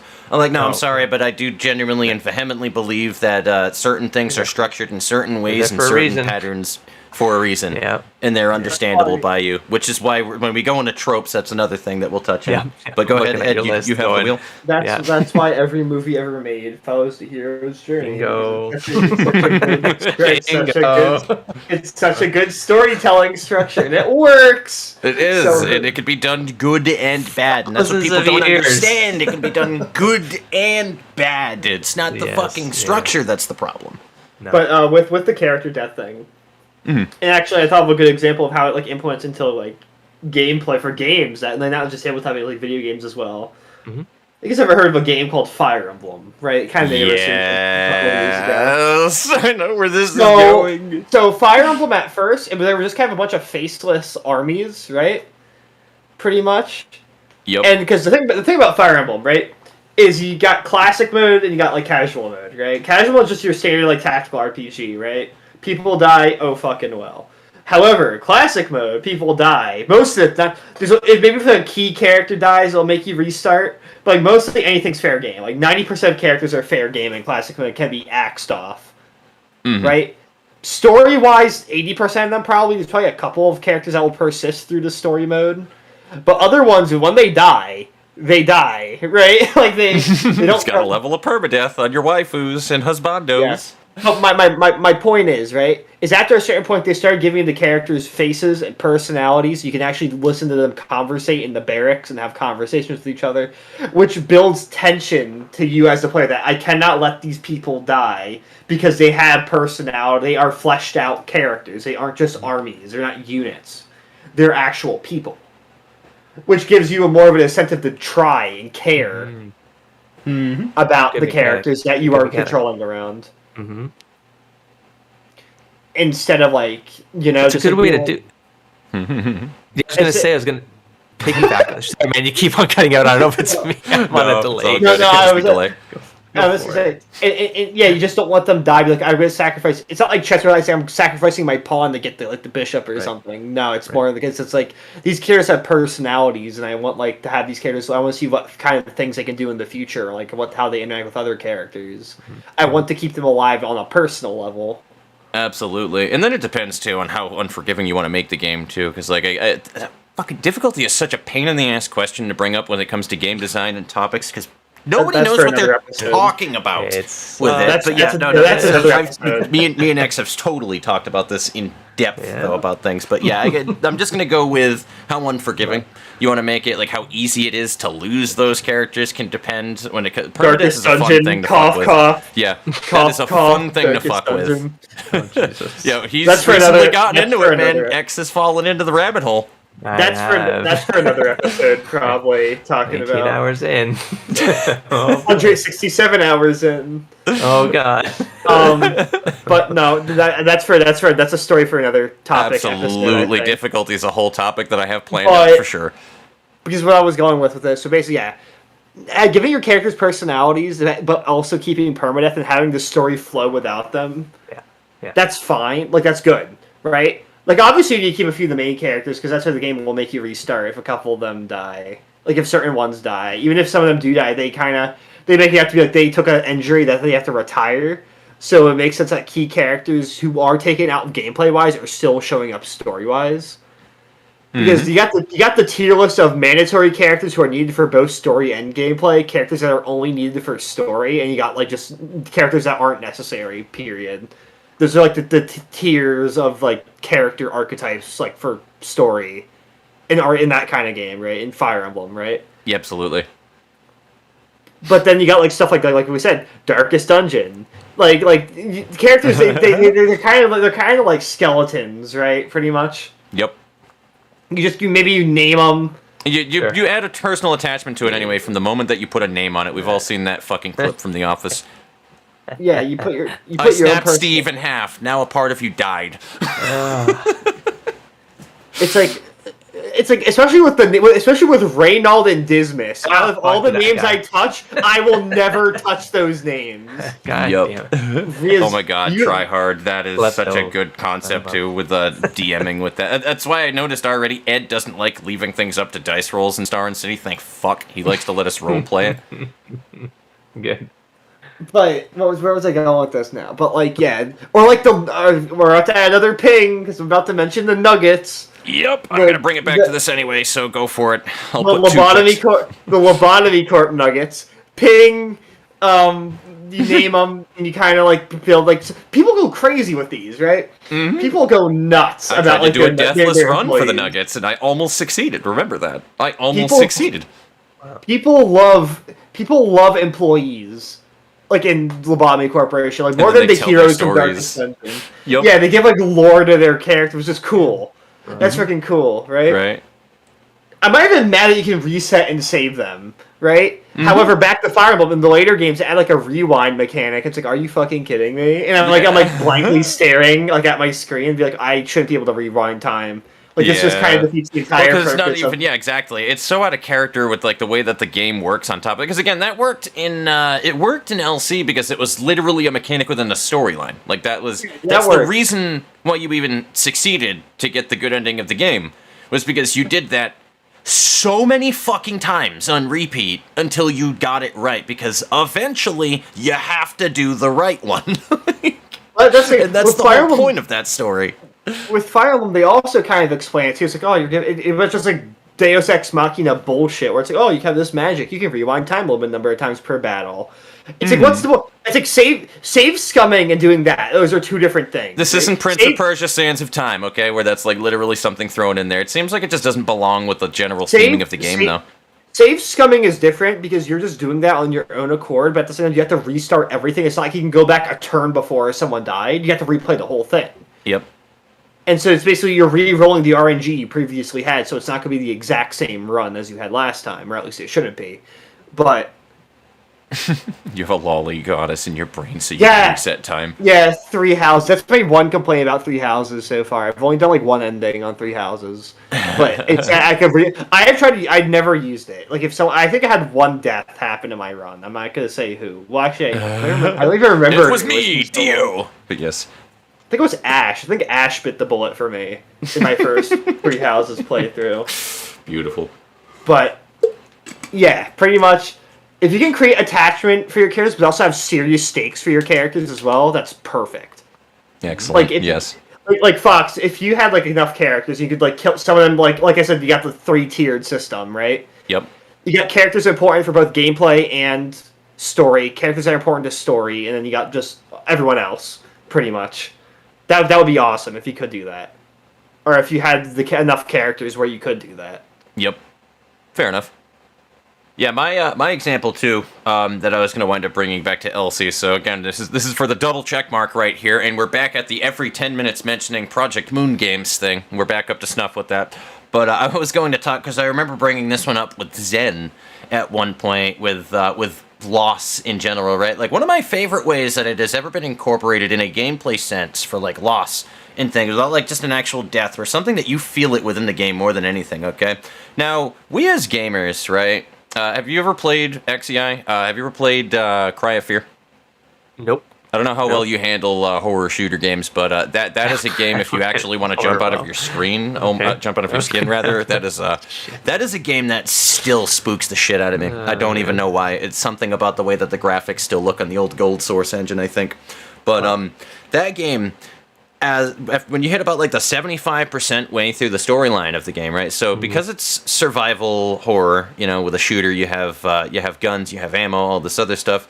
You always had a very limited inventory in Cry of Fear. It was 6 slots, and basically like 2 or 3 of them were guaranteed and necessary to always have used for things, which was your phone, which is your light source, important in horror games with low lighting. You usually carried a melee weapon. For whatever reason, most people tend to keep the knife on them, but you don't have to do that. You can drop the original knife and pick up another melee weapon. There are other replacements you find throughout the game, but obviously melee, in case you run out of fucking ammo, so you can still club the shit out of people. And then your third item would be like all of your healing items. It was morphine syringes that you could use, and you could heal. And if you healed too quickly, then you got like woozy, because it's fucking morphine. Right. But that was how that game... I thought that actually affected the storyline if you used too much morphine throughout the game, but that is not the case. It just literally makes you woozy. Because that was one of those kind of games where you can't tell with that shit on how it affects the story. But those 3 slots were like always taken over, and then whatever guns that you carried with the character, because there were several guns, and by having more ammunition, by having more guns on you, you had different ammo deposits that were saved with the gun. Like, it didn't take up inventory space, but it was specific when you had that gun. And you could drop guns in a particular area, and so long as it didn't load into a new chapter, you can retrieve said gun again before moving on and run back to that same spot. It would still take up that area on the ground, like old like Resident Evil 0, how that worked, where you could just drop everything on the ground rather than throw it into a storage crate. And that game was big for being able to do that, because inventory space wound up being something that you fucking valued in that game. When you had to get 2 keys in that to go further on into the story, and you had to dedicate 30% of your fucking storage to that, it was a big deal. So you're like, right, what am I leaving behind? And then they even have the audacity to bring in, you need to pick up like a flashlight or whatever that you can then put under your Glock that you need space for. It's like, oh my god, like there were so many like little smaller things that you could pick up and whatnot. But you get 75% of the story, and because that's such an iconic way of how you're going through the game, is inventory management, a cutscene happens where you lose your bag, your satchel, with Simon, and you play with like, I think it was like fucking 60% of what your maximum health is because he got injured, and you're running around with half of your inventory space. And you're fucking panicking because you're like, how is this gonna work? He also doesn't have his phone anymore, so you have like a lantern for being able to use as a light source rather than anything else, and it completely changes the way the game works. I think if we're going into the loss thing, right?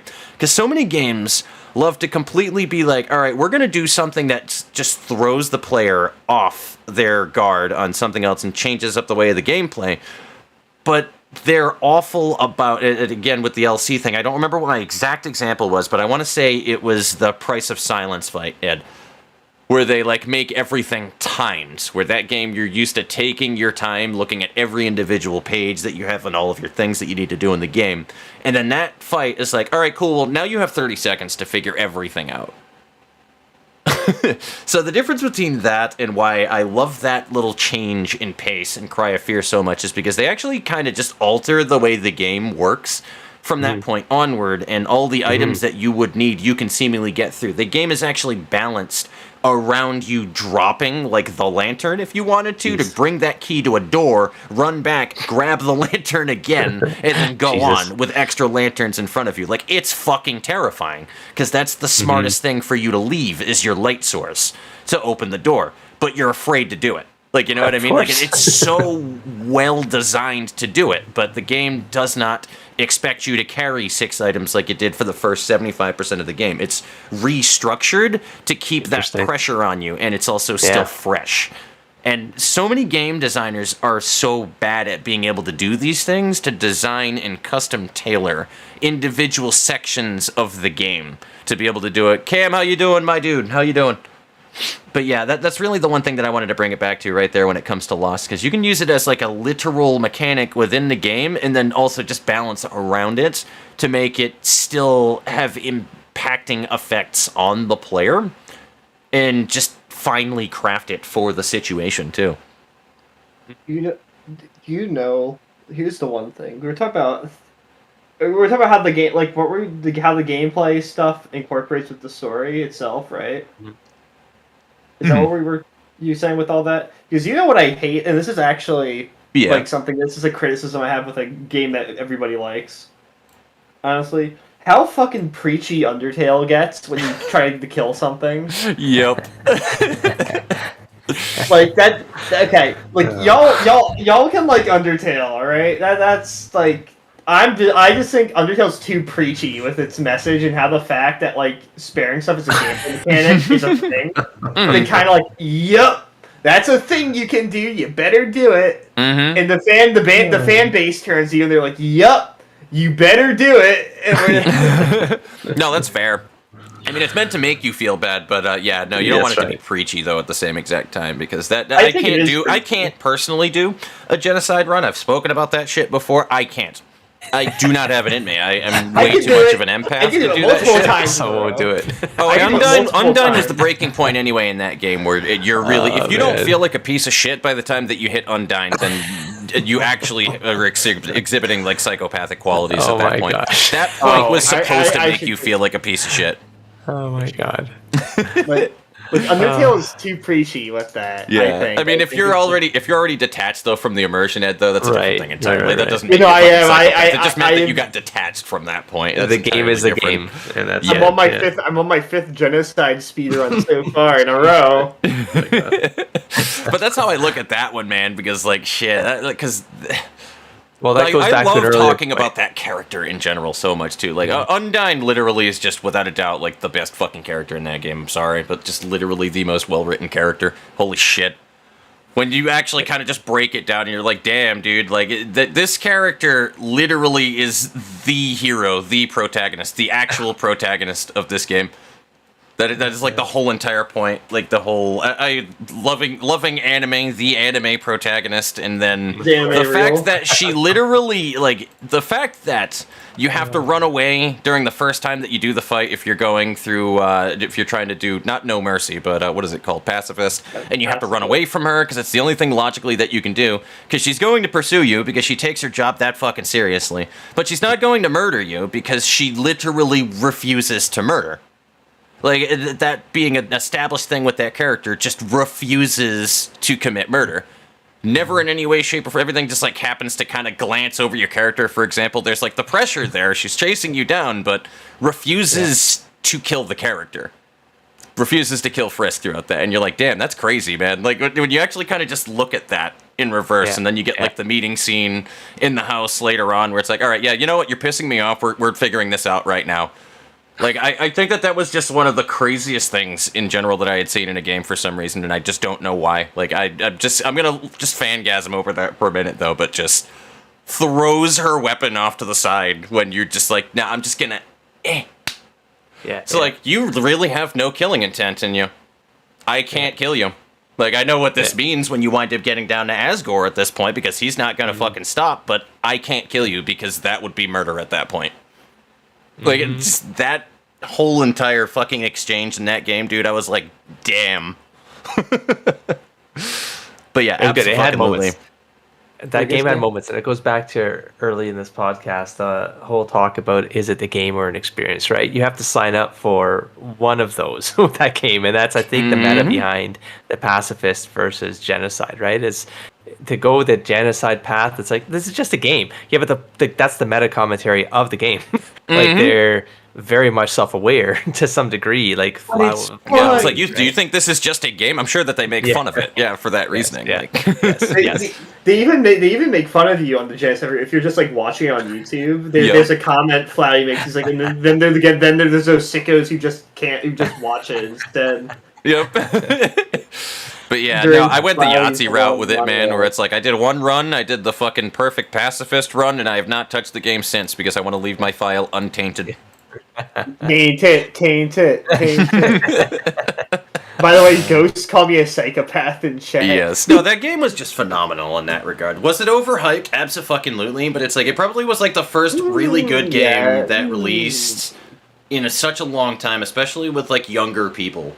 So it's like, let them have their fun. Like that was that good. Like, it was a good game.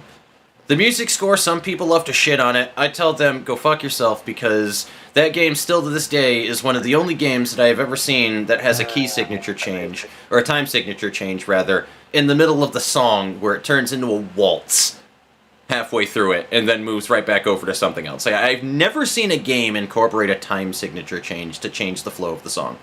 I can't think of it. You should play Deltarune, folks. I probably am going to need to at some point. Have you not played any of it? I have played the first part to I have 3 episodes of Deltarune up on my channel. I just never revisited it, and I swapped PCs at the time. I was speedrunning it. I attempted to speedrun it. I got the APK on my phone. Hawk wants me to speedrun it. I was really good at it. I got the APK for Undertale on my phone, so I was trying to speedrun. This was like 5 years ago, probably 4 years ago, 3 years ago, a while ago. Hello, this is RPG Fox 69420. Blaze it. I'm going to go ahead and do my speed run of Deltarune. I can see it now. This must be another question, actually, since we're talking about genocide pacifists. Yep. Well, thoughts on multiple canon, in quotation marks, endings? Multiple endings, you say? Multiple canon, in quotation mark, endings. I think that's a great way to go about it. If it's done, again, it depends on how well it is done. I fucking hate the idea that people seem to think that because you have choices that alternate whatever ending that you get, that suddenly you have choices and replayability in the game, because that can be done horrendously. And yes, I am specifically taking a passive-aggressive stab at that video that I mentioned a while ago to you about fucking Starbound. Oh, boy. Where that was like a thing that they suggested should be in Starbound story, is like multiple different branches that you can do, which literally doesn't work with the way the story is, because you're a protector, and it makes no sense that a protector would also be like a space pirate or a this or a that when your primary goal is protecting the fucking universe. But either way, also, it's a whole other fucking rabbit hole. Side note with endings. Make sure your choices mean something, and making a wink, wink, nudge, nudge at a certain game. I'm not going to mention to not add to the count again. Bing! Yeah, no, absolutely. But I think that's I think it's I like that, honestly, especially if you're going to make a horror game, right? Because realistically speaking, if you're going to deal with horrific, awful things in a horror game, and you want there to be shock value and, you know, blood and death and horror elements and whatnot and all that other shit, and dealing with something that is most likely far more capable of murdering you than you are of it, right? I think the likelihood of the protagonist being able to make it out of that situation alive is not likely in most horror scenarios. So I think that generally works the best in horror games with multiple canon endings, because it's like, well, there's the more realistic one where they get fucking murderized or whatever the case is, and this, that, the other way with the ending, or you can do all these other little things throughout the game to work towards your good ending where they make it out alive, where also makes it that's something that I was doing with that game that I have footage for on YouTube right now, actually, Fallen, where it was meant to have multiple endings for that reasoning, where if you collect all the different scraps of the medium as you go through the game, then you will unlock the better endings of the game. Well, there is also a new game plus that makes the game go longer. It was meant to be very heavily inspired by ye old days of Resident Evil 2, where when you beat the game the first time, it's way shorter, and then you actually can go into the lab and do all these other little extra things and fight these things that you didn't see before. Like, you don't even see Mr. X, the tyrant, in Resident Evil 2 in your first playthrough. You will only see him in the second playthrough, where the motherfucker just lifts the plane up in the new remake, and me and my buddy Ricky literally shit our pants. This was the funniest thing that I had ever seen, dude. Like, I was not expecting that, because we're like, we knew when it was happening, and he's running around as Claire, and then the fucking helicopter that crashes into the damn STARS building suddenly gets lifted up one-handed by the tyrant with the fucking with the hat on. He pauses the game, puts his hand over his mouth, and looks at the ground, and me and my sister just screamed looking at the screen. It's like the best reaction that I have ever gotten out of a game in years. But, like, yeah, you know what I mean? Like, it adds more fun and actual gameplay to the game when you do that, and there literally is replay value in when you have that little extension there. Oh, yeah. And it matters. And again, Witch's House is a fucking fantastic example of that, actually. You can go through the game, you get the horrendous ending right there, and it doesn't matter because that always has a bad ending anyway. When is Witch's House 2 going to be released? God damn it. But, that's a perfect example. Witch's House was phenomenal. It was incredibly depressing, but that was a game where you really needed to work for getting the good quote-unquote ending out of it, because you had to go through everything in the game flawlessly and not save once. That was a game, too, by the way, where the save point was actually explained really well. I liked that game a lot. You saved at a cat. That was how you saved, and the reason being was because when you go through the game, you'll realize the cat is actually a devil. Oh. It's actually like a form of divine intervention that, like, the character, that the witch in that house gets her powers from. She's able to manipulate time because of that cat. That's literally how the save point works, which I think is really fucking... It's an interesting way to do it. I wouldn't say it's unique, but I thought that was cool. It's embedded into the narrative, so... Absolutely. So I don't know. I thought Witch's House was a fucking phenomenally well-made game. It was very compact for what you got out of it, despite it being really small. You know what game has a bullshit good ending process? Fucking FNAF 3. I don't even want to... Yeah, when you have to, you gotta, you gotta call this phone number that is inside of the game on the bathroom wall right here, but upside down, and you can only see it if you take a picture of the screen. And it's literally like solving a Reddit arg to be able to get the good endings in FNAF games now. Like, oh my god, dude! Like some of the shit that happens. I know that probably was the point, but. Sister Locations was kind of straightforward, just because all you had to do was fucking beat that secret minigame, and you were able to just turn right in the final area where you would normally be killed, and you can open that door. Then you play FNAF 1, and then you get the fake ending, where you go home and spend time with your spaghetti monster watching TV. What the hell? What the fuck? I haven't played any of these games, so I have no idea. It's been a bit, yeah. The FNAF games, I've seen all of them played through by Markiplier because that was like an OG. That was an OG thing to watch, man. That was like, no, another Slender was big, dude. Oh my god, yeah, I do remember that one too. Another interesting one is I was talking about the game 999 Zero Escape, a game that I played, or a visual novel that I experienced, or whatever you want to say. Yeah, I have to do this. Go suck now, thank you. Exotic butters. Basically, how 999 works is I think there's like 6 endings. I think there's 7. I think there's 6 or 7 endings, right? And basically, what you have to do is the game will force you to get a certain ending before you can see the true ending for some weird bullshit that the game pulls that I really don't like. But it basically forces you to watch all the other endings, all the bad endings before you can get the good one for like no real reason except for. Basically, you only need to see one bad ending. No, you only need to get one of the bad endings for a bullshit reason than to get the true ending, pretty much. Yep.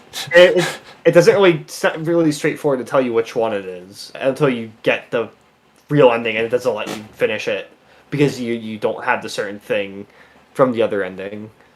God, you put a great thought in my head now, with that one, because of, like, the mini-games that were in FNAF 3. He's like, what does he, just, like, click a number on a wall and then he zones out for 15 minutes? Like, I'm just imagining the night guard now in FNAF 3, like, Springtrap just pops out and scares him. He just gets no fucking response. He's just looking straight through him, zoning out, drooling all over the place, like, alright, come on, dude. God, it's great. Yeah. But yeah, multiple canon endings, fine, right? Make sure your choices matter as well for when you do those. Like it's like Resident Evil 7. If you guys ever played Resident Evil 7, no, I stopped have actual weight. That was that decision was dumb, pretty much unanimously given from a lot of people, because it's one of those things, X, where even if you pick the other decision opposite of what the game is trying to drive you to make for the decision in Resident Evil 7, it still punishes you for doing it, and you don't get the outcome that you're hoping for out of the decision that you made. So there's one objective choice to make, essentially. So it is abysmally done. Is the best way that I can explain it to you. It is abysmally done. I see. Or it's like the closest thing, like it's also like the what's it called? The fucking perjury routes from Danganronpa V3. Like the secret, like the lie things you can do, which aren't very explained very well. But there's certain instances where you can lie. You can take a certain. It's like same different road, same destination thing, pretty much. Where you like make bullshit up. Yep. And just kind of, and then it kind of leads to the same point, just different path like that. Your choice doesn't really matter, but that's just how Danganronpa. It's a linear game. That and also with decisions, make sure that they make sense as well. I feel like a lot of games make arbitrary things just happen. Like, I love Until Dawn, don't get me wrong, it's all fun and whatnot, but it's like, alright, you did this thing and then something that you could have never predicted ever happening from the consequence of your choice kills off a character. And you're like, I'm sorry? Like, go ahead, X. Yeah, no, that's a good point. And I mean, I've watched that Let's Play, I haven't played it, but a comment that was made on the Telltale game series, like that's another good example of, you got to go, like I'll go into Telltale games as an experience. So because, you do make choices, but the choices just change the way that the narrative plays out with different nuances, but it does ultimately go more or less in a linear direction. It's going to get you to the end, right? Start to finish. But it feels like you're still in control of how that story was told, I guess, which is, I guess, for me, it's, I guess, the value of a Telltale games, but you got to approach it, for me, you got to approach the game as, I just want a cool story for like 10 hours, But is there replayability to some degree? But again, like I've watched some Let's Plays of the ones I've played, and I'm like, okay, that wasn't too different. Like, it's still, yes, something changed, but... My only problem is when, like, episodic goes into the play. Because a lot of those Telltale games, if I recall, I think were episodic as well, too. Where I was like, don't like that, don't like that, don't like that. Even non-Telltale games are starting to use that model now, and I hate it. It's like you're releasing an unfinished game, like Bendy and the Ink Machine did it for the first, 4 chapters. And then so it was like, what's that game, Poppy Playtime now? Well, that was like, that one's using episodic structure. I think, hot take here, finish your game before you release story mode. Yeah, oh, no. Yeah, sure. Yeah, no, it's weird. I don't know. People have weird concepts of just how that works in the way that you tell a story. To like, all right, well, you have decisions and things, so that makes it better. It's like, I don't think that does inherently. What really matters is, like, the competency of the devs and what they do with it. And again, the logical brain flow. Like, here's a great example that also I like to bring up as well. Here's a game that has decisions within it that have no impact on the game whatsoever, but are done, I think, very phenomenally. X, have I told you about Soma yet? People have told me about Soma. I'm likely going to play it, so don't spoil it. That's all good. Soma has several decisions that you have to do within the game that are random things that'll pop in. Sometimes you have to make these decisions. Others you can completely not pay attention to it or whatever the case is, though. But those decisions are inserted into the game, have no impact on the actual story, actually, in any way, shape, or form. You're thinking about it that way, but they actually don't. but those decisions are really just meant to be philosophical questions yourself. And I loved watching Markiplier, for example, go through that, because there were several moments throughout the game where he would sit there for 10 to 15 minutes at a time and just think and rationalize to himself, what is the morally correct thing to do? There's a particular decision, what's really fucked up too, that really hurt me going back into it way later on down the line, is there's a particular decision that he has to do in that game as well that was scarily accurate and representative of an event in his life that he had recently had to deal with, actually. Oh, Jesus. So it really hit close to home. You can actually see like the realization on his face when it kicks now in I want to right play there too. Stoma now. And I was like, oh my god. Like, it actually hurt to watch that again, dude, when I made that realization, because I never thought of it at the time. But yeah, no, like, it is a phenomenal game, Ed. Honestly, I think it is a phenomenal game. It's not the greatest game, straight up, but it is a hell of an experience, though. I will say in that regard, it is, if you're good with, like, philosophical shit, because the whole point of the game is, like, defining what is a human being. That is the point. By the way, my specialization. I'm just telling you, X. It's gonna fuck you up, dude. But it's good. It's so good. Nice. But oh man, another good concept. I'm going back to Danganronpa because I'm a big fan and fan of them at one point. The original version of it, Distrust. I don't know if you guys know about what Distrust was. No? Okay, so basically, this Distrust is it was gritty. It was going to be Danganronpa. It's going to be like way grittier and more realistic, right? However, the main draw of it was there was a trust system where basically you would make choices that would either destroy or build your trust with each character individually. Oh. And depending on your trust with each of them, different characters would die at different points. Oh, so basically, the whole story was made up of where was your trust with whom at this given period. Oh wow!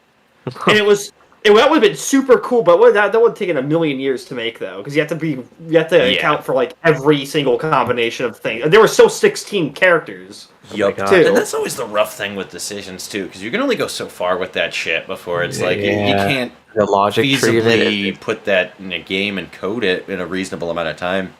Yeah, that would be awesome to play, but like realistically, that wouldn't be possible. Honestly, it'd be a fucking nightmare, and I guarantee you there would be glitches with it.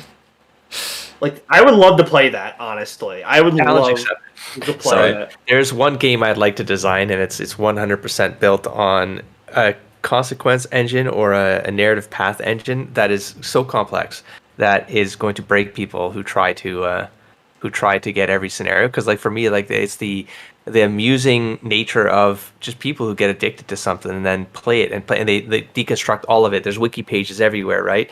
Videos about how to do X, Y, and Z, and it's like, man, I'd love to kind of turn that on its head and make that near impossible. Like, is it going to be impossible? No, it's logic. There's going to be a web, right? There's going to be like ones and zeros again, and eventually someone's going to break it all down. But it would be fun to try to pull something off that made it a quest for communities to have to come together and put pieces together to see if they nailed all of it, right? They got all of the variants from the beginning to the end. So we'll see. Sounds like Undertale or fucking Doki Doki Literature Club into gameplay, though. Both of those inspired the concept of that, right? Because they even went outside the game, right? There was awesome shenanigans afoot, right? So I love metagaming like that too, man. I'm Scared was probably one of my favorite things I had seen in a long time. Undertale has a lot more endings, like just the initial 3, because there's like sub endings within the neutral ending, depending on who you killed or how many you killed. There's like different monologues at the end of the neutral ending. I'm just looking at all of the different things you can see in the game. Everything changes. You go through the game in Genocide, and the dialogue changes on what is said when you look at yourself in the mirror in the fucking basement with all the amalgamations. Like, there's so many different small things. Yeah, you see, like, it's me versus something else. It's you. Like, yeah, like, exactly. Like, so many small things were in that game where I was like, dude, he, like, accounted for everything. Like, it's ridiculous. Like the neutral endings. Like, just depending on Sans calls you at the end, and depending on who you killed or how many things you've killed, it'll be a different message each and every time. I am the storm that is approaching.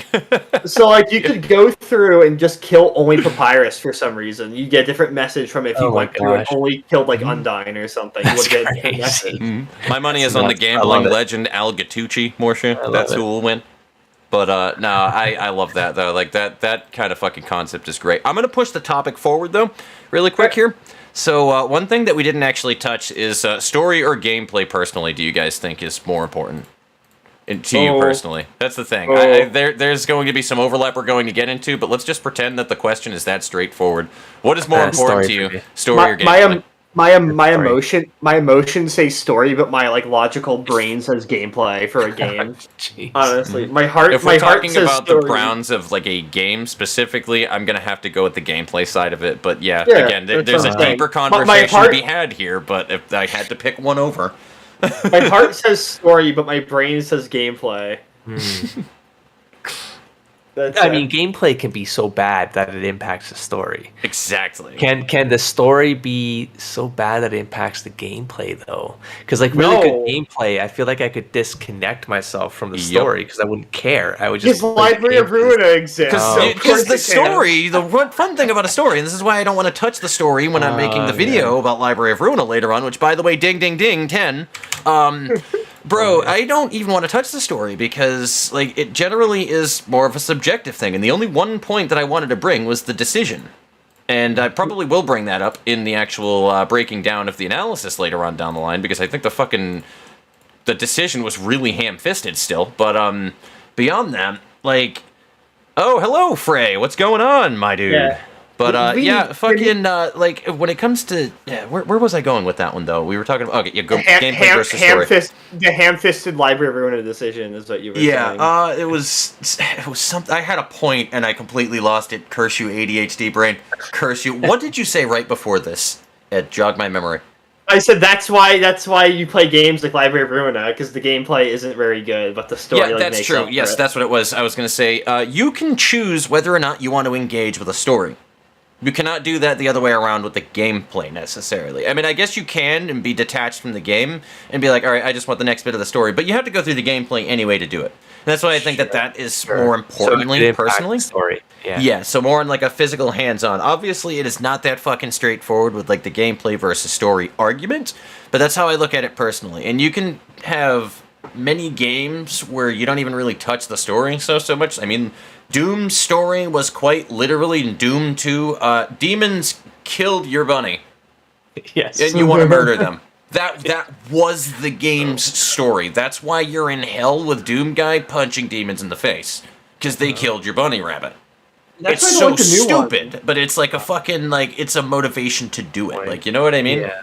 That's what I don't like about the new ones. They're trying to give Doom lore where I don't think Doom needs lore. And then all the people that are crazy about Doom, yeah, exactly. And then the people who are like the lore nuts, right, that love to like really dive into things. the Zens of the world. I love you to death, buddy. I love you to death. Will jump on board of like, no, but the Doom guy was he was actually supposed to be a symbol for Christ of Nazareth.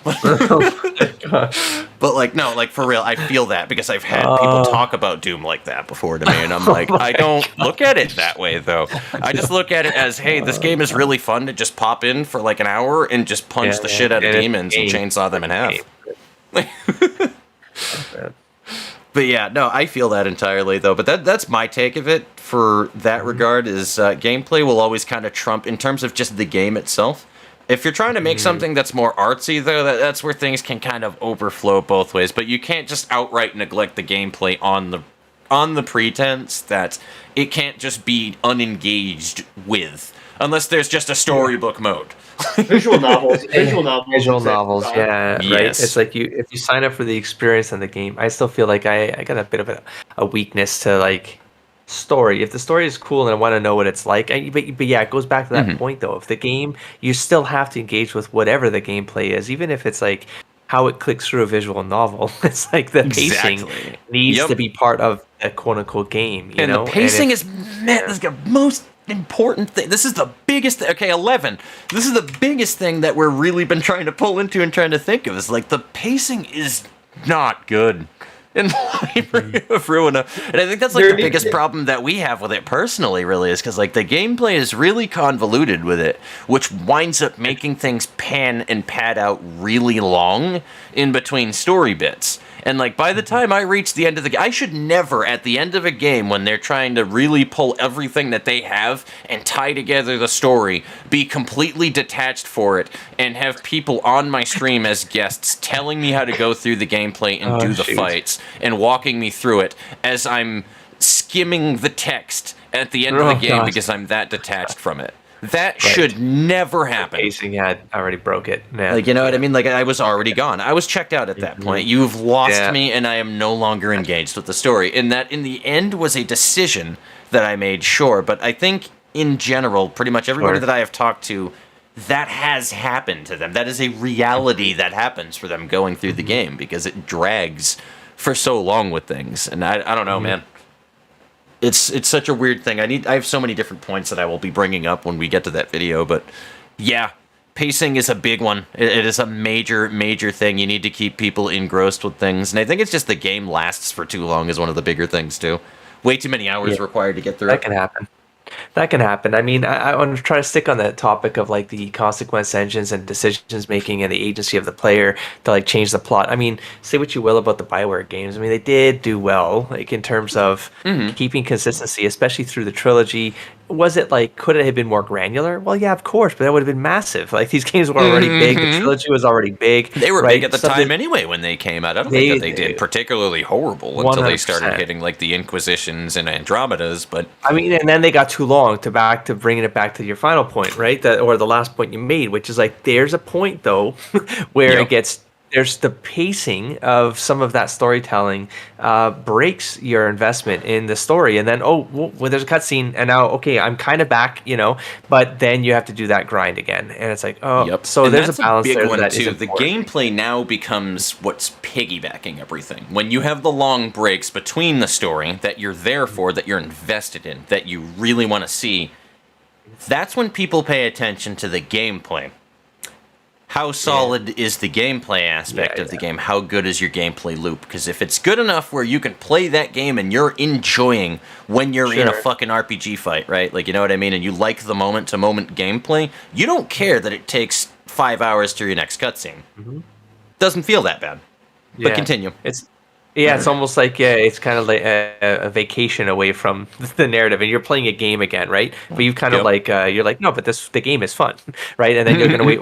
Where's that story at? But see, that's it's when you get to the point where you go, man, where's that story at? Like the game better know that it should give you some story, right? Like designed to or give extra you some bits to get something else that you can go out of your way for it, like a side quest or something. Ed is gonna love this.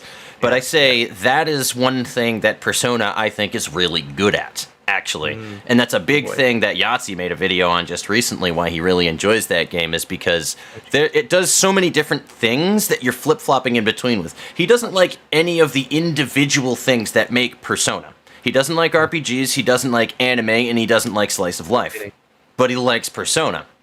Why? Wow. Because it integrates them very well, where he doesn't feel like he's stuck on one for too long, and then he'll move over to something else. He can enjoy them in mixed sessions, in very short bursts, etc., and then move over to the next thing. He can do a little bit of grinding, then do the slice of life thing, then the anime thing where they're at school, and then he can go back to fighting demons and whatnot. It does a good pacing between that trifecta, and he doesn't feel like it is stuck in any one of those things that he dislikes.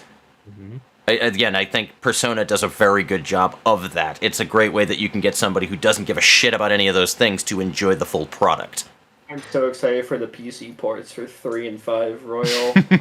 Oh, they're not PC. I just this came up in a topic I brought it up today, and it's just because I keep hearing about it, especially 5, and recommended. But I'm like, but it's the type of game. I think to all the points you just made, I'm like, I don't know, man. But like you're saying, if it's so like ADHD with its way of throwing that's what I took away from what you said, by the way.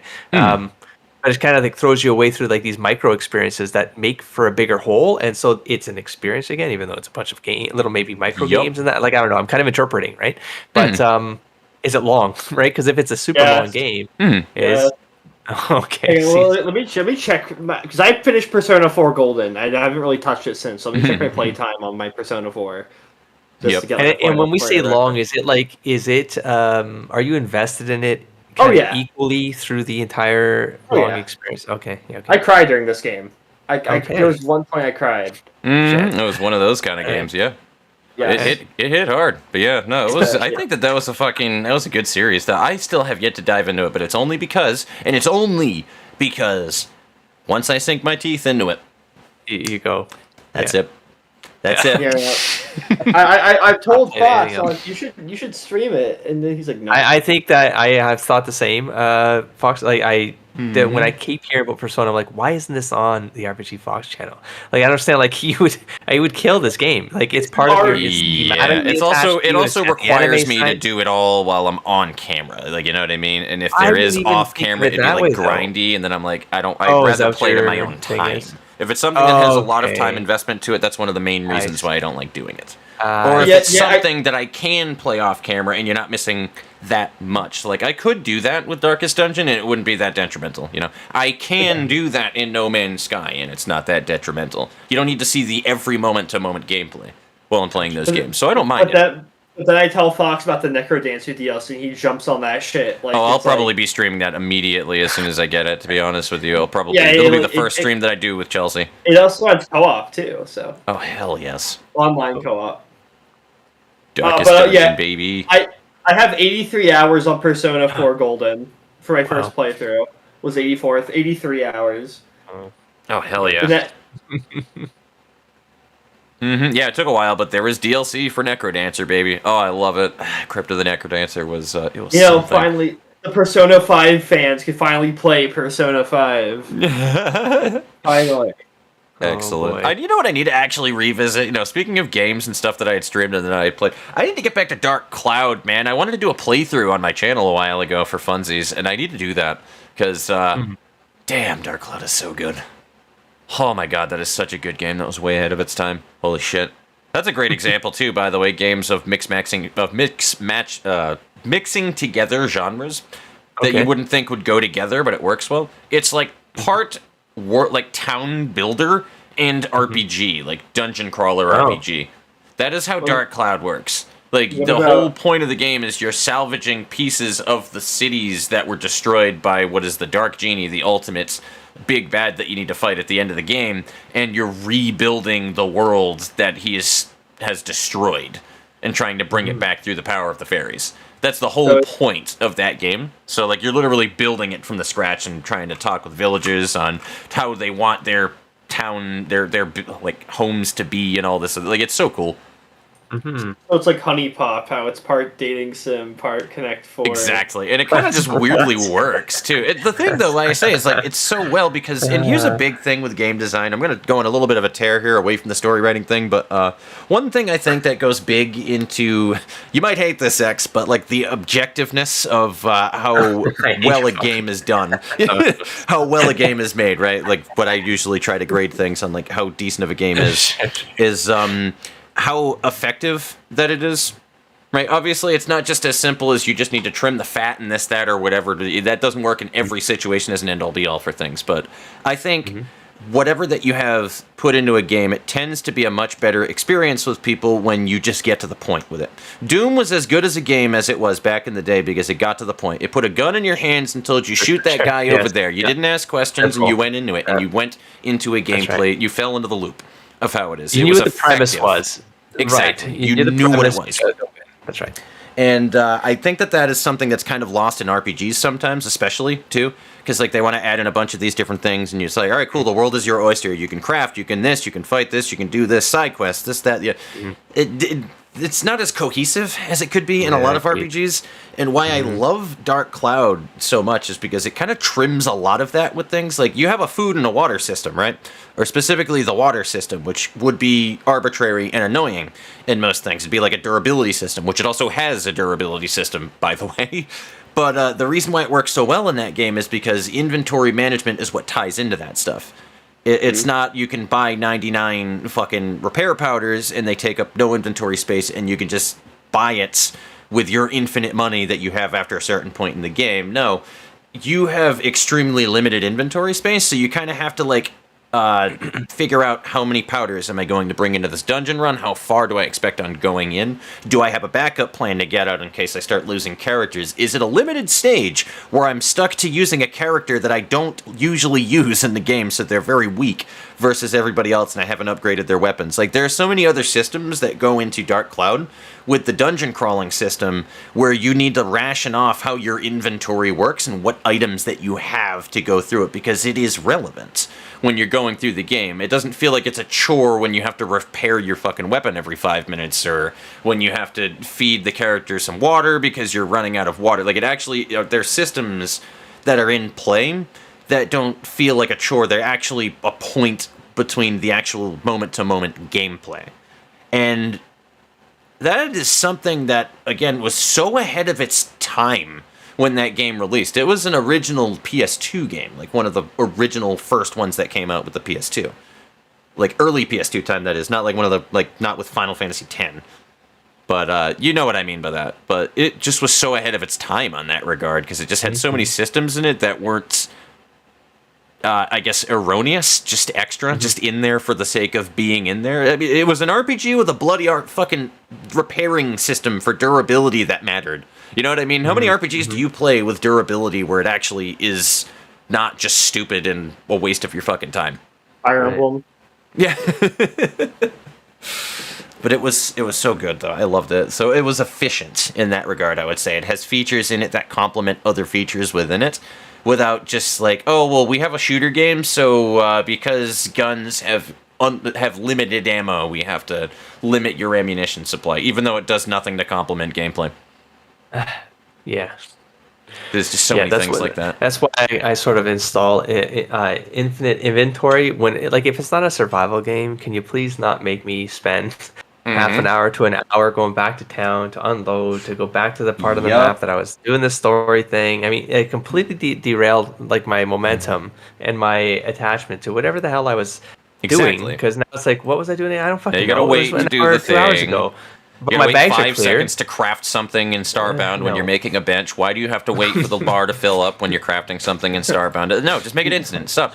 Me playing Stardew Valley. Right? No, like, for real. Like, there are small things like that are in games that just don't really matter. It's like the only time that making you wait for something mundane has ever mattered in a game, to me, that I can remember off of the top of my head at least, is Alien Isolation, when you have the pause, when you're saving your game, when you watch the animation of her sliding the card into the machine. And the reason being is because, yes, you can be killed during that animation if you're in pursuit by the alien.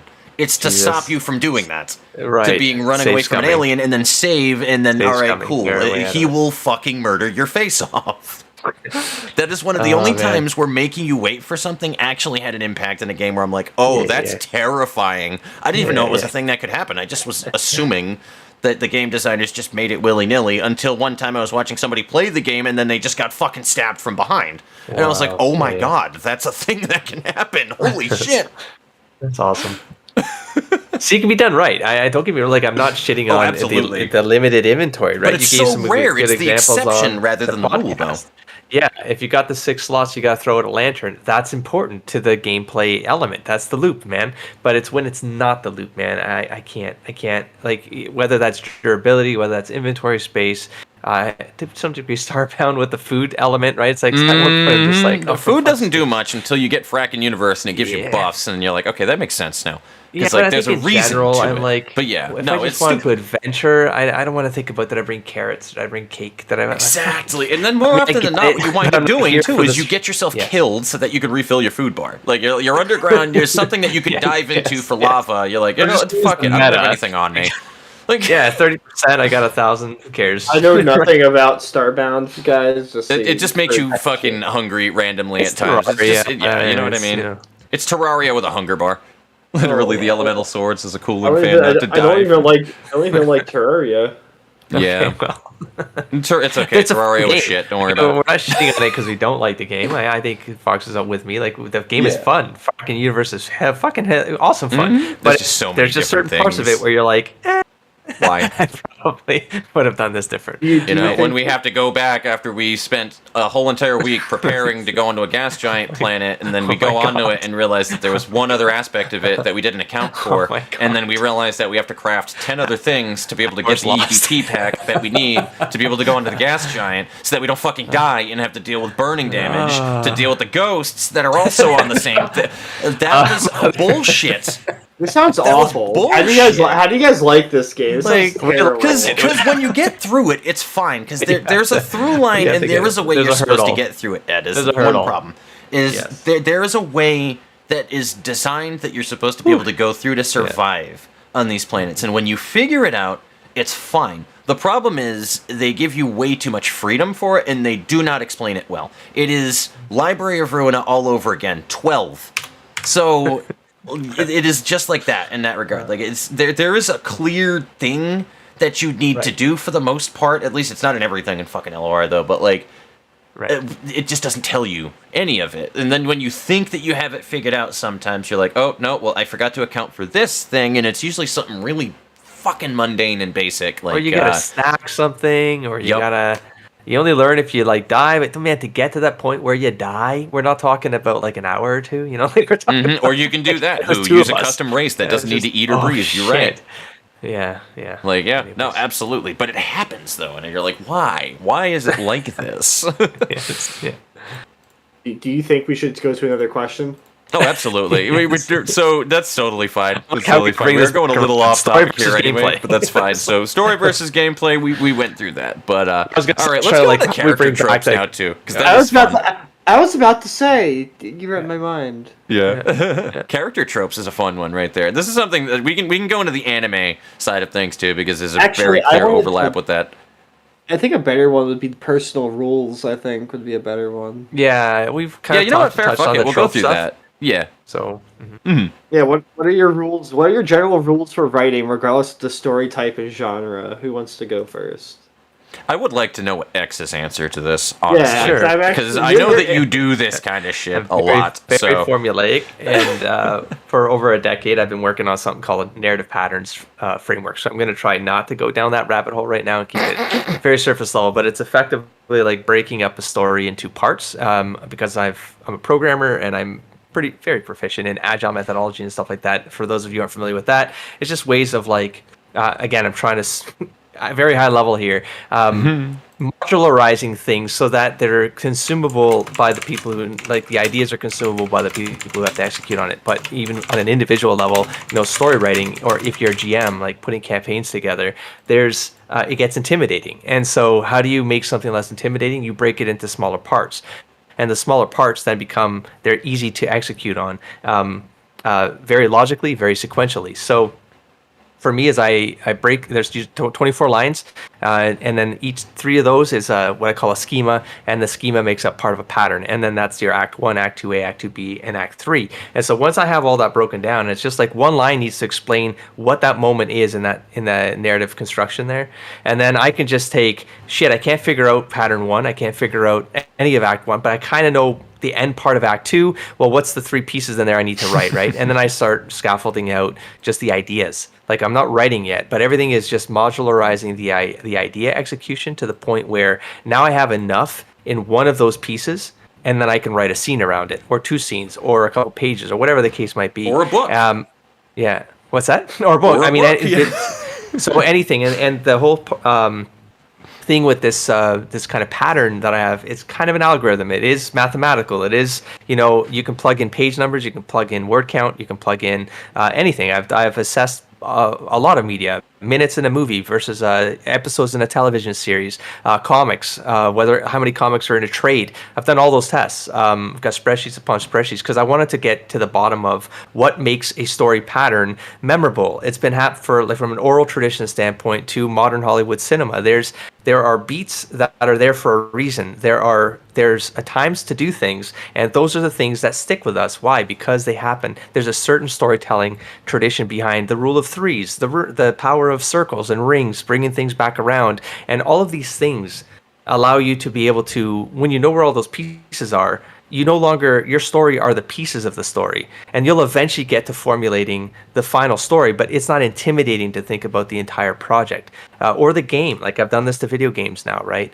And so, yeah, sometimes like I feel like writing that catalyst between Act 2B to 3. I kind of know that one very clearly. I write it out to see how the characters are talking, and then eventually the personalities start to develop, and I can start working backwards or forward, and then I stitch it all together. So it's just a bunch of notes that eventually become something. And so interesting. Yeah, that is a very interesting way to go about it, because I am the opposite end of that spectrum. Are you linear? Are you linear in the sense that you have very improvisational with things, extraordinarily so. My general thing with my take, especially with character writing in general, I like one thing that I'm a big fan of is irony, or trying to just kind of thwart expectations in general. Not necessarily because I think that it's like a uniqueness thing or whatever. I just enjoy it. I don't like being extremely, I'm not going to say formulaic is the word to use, but adhering to a particular established standard for the sake of it being there necessarily. And I'm not trying to like take a stab at you with that necessarily, because I'm sure there's a reasoning why that is, why you have your absolutely different setups for it and whatnot, and then they will branch into something unique anyway, such as art. But I just really like kind of throwing things up into the wind and just seeing how it goes. So like, going off of the original character that I came up, right, when I was first trying to come up with the character basis, I use a lot of inspiration from things, usually just from like a random insight, as is kind of just anything creative. And I just kind of go from that, and what can I do to make it separate from that thing? So like, originally when I came up with the idea of, it wasn't called Into Eon at the time, I called it Tempest as a moniker name, hence the whole entire point was like the Tempest Wars was the name of it, that was where the name derived from. But when I was originally coming up with the Tempest ideas for this game and this RPG, it was originally supposed to be a comic series where I was like, I really like drawing comics and whatnot. I realized comics are a pain in the ass to do, and drawing takes a long fucking time. So it does making a game, but it was a little more enjoyable to me with like RPG Maker and stuff. So I started to kind of move towards the RPG Maker route, because I couldn't keep myself stuck to writing on a piece of paper to making the storyline for just straight writing a story for it. And when I was coming up with characters, it originally came up with, okay, well, what have I seen from RPGs? I really enjoy all of that kind of stuff. I don't want to make it too seriously. I want it to be self-referential and make poking fun at itself. Similarly, in the same way that you see in like Fairy Tale with things, where it is very self-aware that like, hey, you got to go to this guild, and you go on the guild board to grab this thing to do that, and then it just takes stabs at the RPG trope in a lot of different things and makes fun of it, right? And I was like, how can I do that to make this in a good way where I would enjoy it? And one of my biggest inspirations in general with RPGs over the years is all the hours and hours and hours I put into Final Fantasy XI, that MMO. So I kind of structured a lot of the cast on how many people it would take to fill an alliance in Final Fantasy XI. So there's a main party cast of about 6 people, because a party is a group of 6 people in Final Fantasy XI, and the alliance is 3 groups of 6. So that's how I went through that. I was like, all right, cool, we're going to need to make a number of different characters. I started to kind of base some off of my friends and whatnot. The main character was more or less supposed to be like an extension of myself with things, but I was like, hey, let's shape this character to be similar to a protagonist in an RPG in general, like the player. So the idea was kind of spun off of Urza Scarlet from Fairy Tale, in that she's able to what is called re-equip, where she has a bunch of different gears and equipment for every circumstance, right? That's her whole entire thing with how she uses magic in that anime.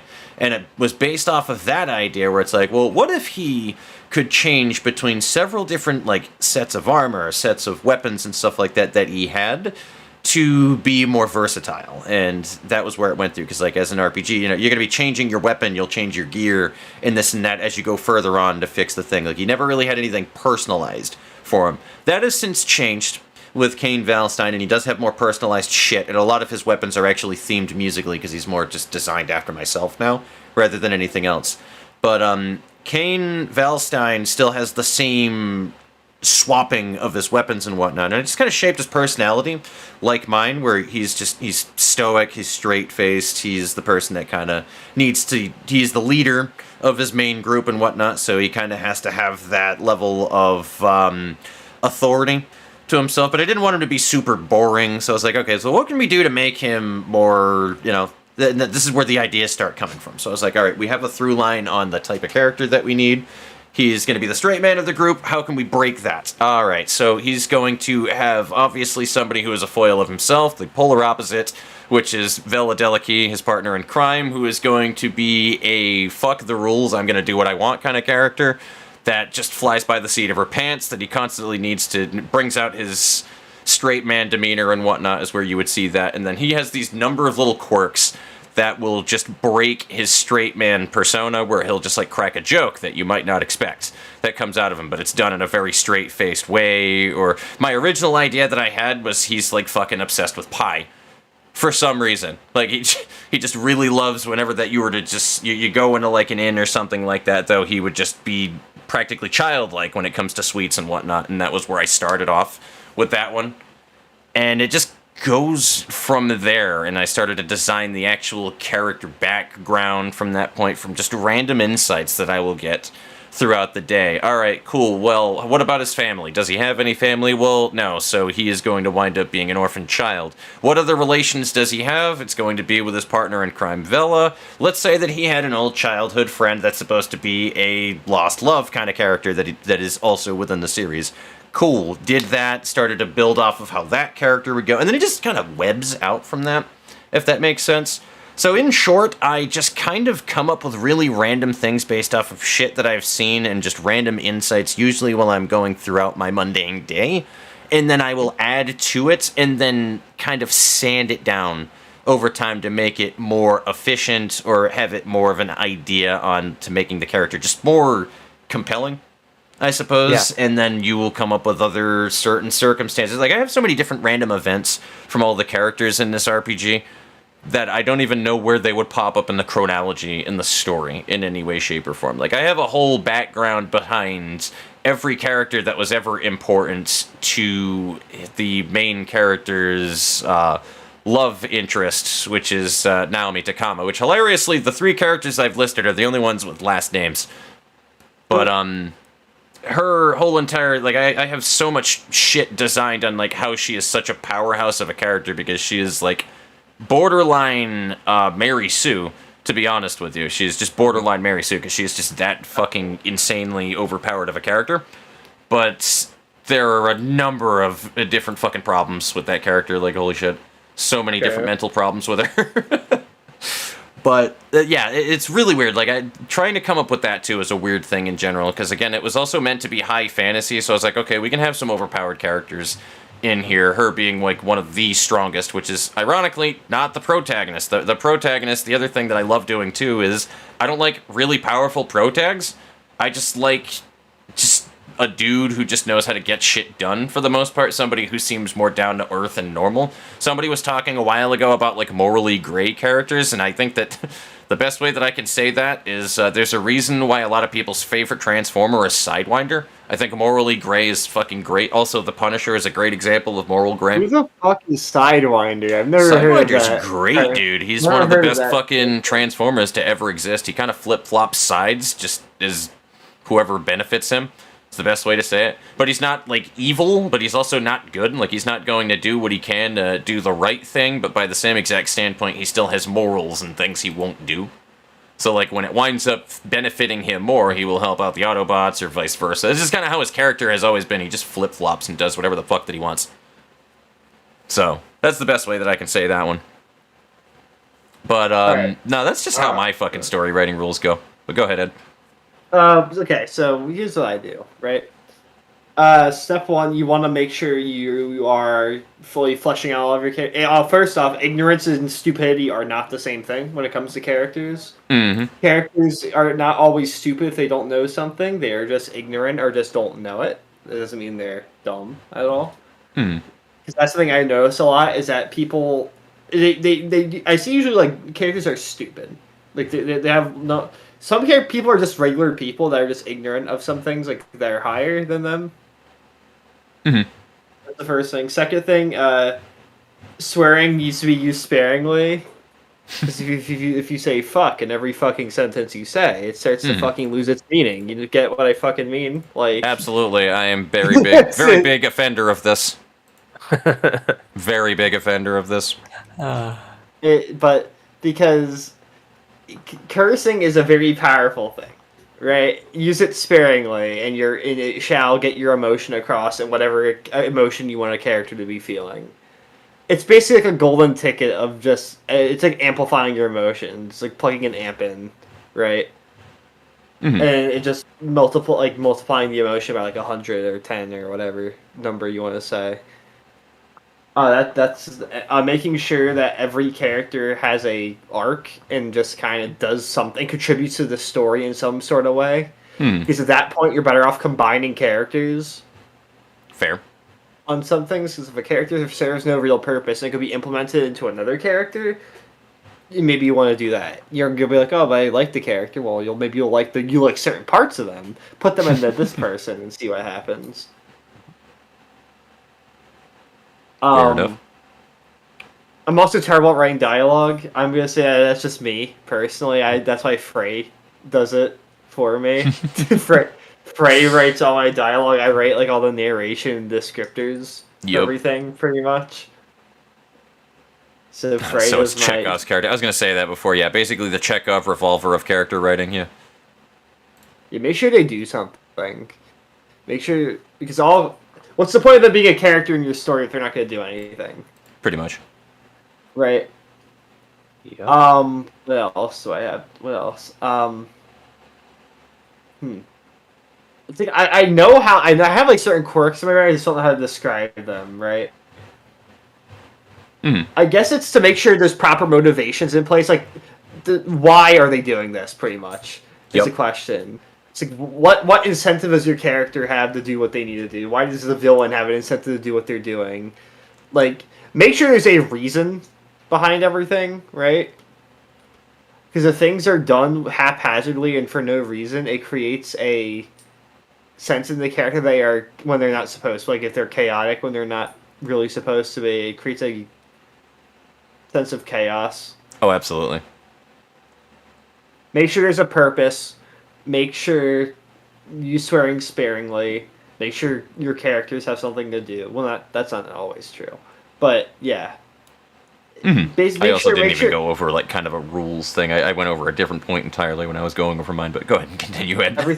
Everything has a purpose, and make sure that characters are in character. Make sure they don't like switch every other scene. Make sure your characters stay in character as well. Unless there's a real reasoning for them to break that, which is that goes into the loss thing even too. That can be a reasoning for it or whatever the case is. In one way, the point is when a character breaks character, it should be alarming. It should mean something, right? Where like, why did they just break character and do a thing that they don't? If a character is an asshole, 9 times out of 10, right? And then they say something that is genuinely nice that breaks character, then make sure there's damn well a good reasoning for it. Something that they can read between the lines. That can be a good way to put. Also, I am always a big fan of, and you are as well, and I think you can definitely be on the same way with that one as well, X, is subtlety trumps almost every single fucking time. I actually can't think where it doesn't over anything else, to be honest with you, though. But, what was it? Show, don't tell. Yes. Yes. Yeah. That's number one. Yes. Show don't tell is my favorite thing. I love it. I just told you that, but I said I'm showing you. But you know what I mean. Another one I thought of is I think the feeling of excitement you get from a character succeeding, it should be just as much, if not more, than the character completing their mission or quest or whatever they want. Yep. I think successes leading up to their goal should be as exciting, or if not more, than their actual goal, them hitting the goal itself. Yeah, journey, and then, pretty much. I can agree with that shit. That's also one of Pixar's writing rules, too. There's 22 rules of Pixar writing. It should be everyone's number one rule, show, don't tell, to be honest with you. Yeah, and Pixar, I mean, I haven't seen the latest stuff from them for maybe the last decades of stuff, but like the stuff they were doing early on, man, like they definitely understood storytelling. They leaned in hard with the way that you tell a compelling story that is memorable, and they were just doing one home run after another, in those early days. So, do you mind if I pull them up, the list? Absolutely do of movies? Yeah. No, the Pixar's rules of storytelling. Sure. There's 22 short rules of storytelling that they follow. Do it. But yeah, no, I didn't even think about that one, with rules of storytelling that I had with it, though. But I mean, I don't know. I actually, no, it goes into rules of storytelling rather than creating a character, so yeah, I'll go that one later, because I think I skipped one. But go for it. Number 1, you admire a character for trying more You admire a character for trying more than for their success. That's number 1. Number 2, you got to keep in mind what's interesting to you as an audience, not what's fun to do as a writer. They can be very different. Trying for theme is important, but you won't see what the story is actually about till you're at the end of it. Now rewrite. Once upon a time, there was blank, every day blank, one day blank, because of that blank, because of that blank, until finally blank. The template for every story ever. Yeah, I think it's called the story spine as well, or one version of that is what's called the story spine. It's supposed to be the simplified video I gotta version send to you as well. Yeah. Yep, there it is. Simplify, focus, combine characters, hop over detours. You'll feel like you're losing valuable stuff, but it'll set you free. Nice.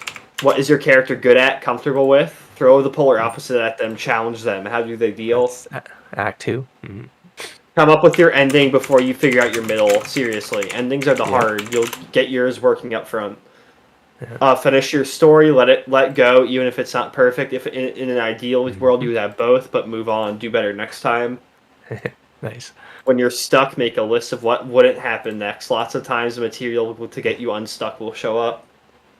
Pull apart the stories you like. What parts of them do you like? You've got to recognize it before you can use it. Putting it on paper lets you start fixing it. If it stays in your head, a perfect idea, you'll never share it with anyone. Fox. That's why you always keep your notebook. Yep. Well, because when it's out of your head and onto paper, it's in the world. And that's the thing that I had seen recently, too, with something that's like really big with creation in general. You want to get it out of your head and in the world. Then there's an actual attachment to finish it. So... discount the first thing that comes to your mind, and the second, third, fourth, fifth. Get the obvious out of the way. Surprise yourself.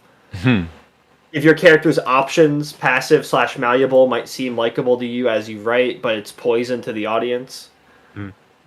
Why must you tell the story? What's the belief burning within you that your story feeds off of? That's the heart of it. If you were your character in this situation, how would you feel? Honesty leads credibility and unbelievability into unbelievable situations.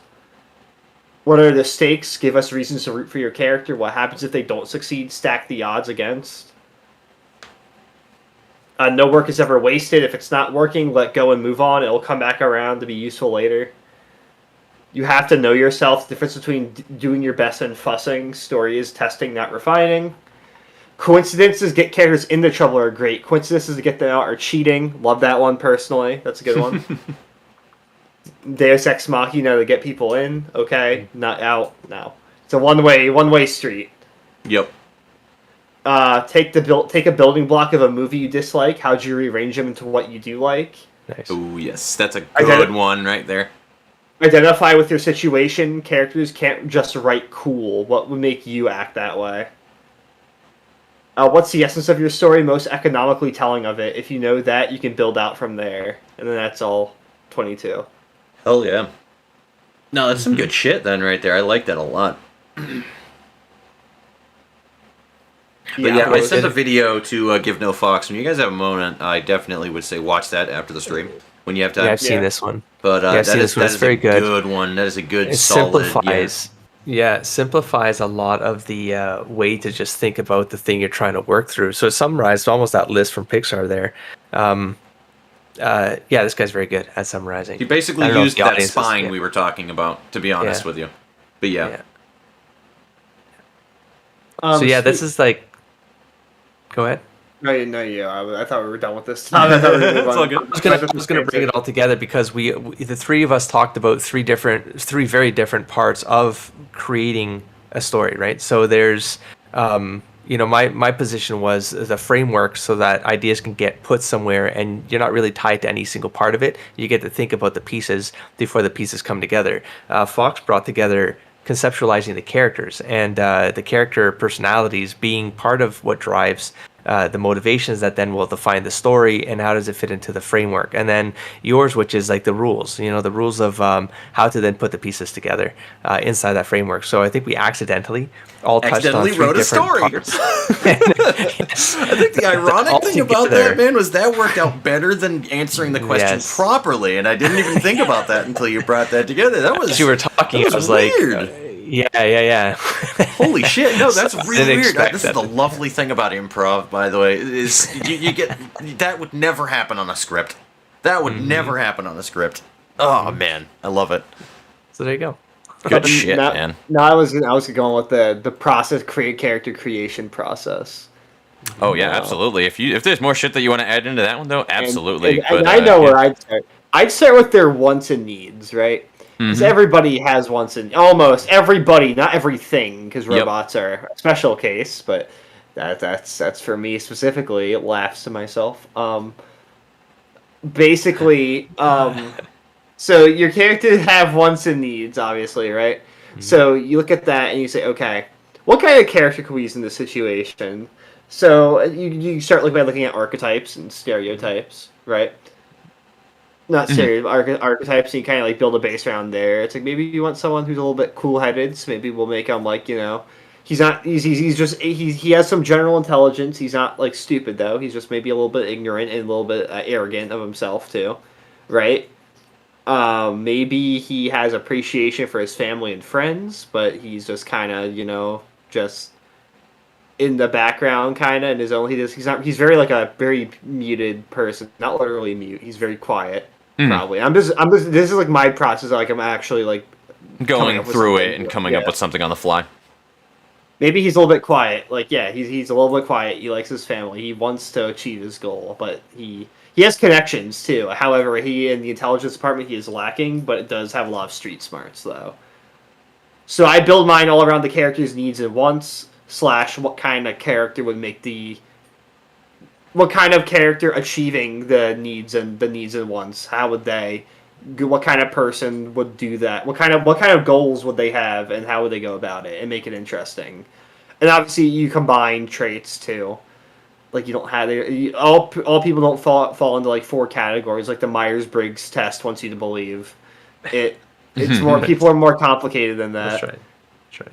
So you want to combine traits. People aren't just not like, oh, there's the strong one and there's this. No, people aren't just one thing.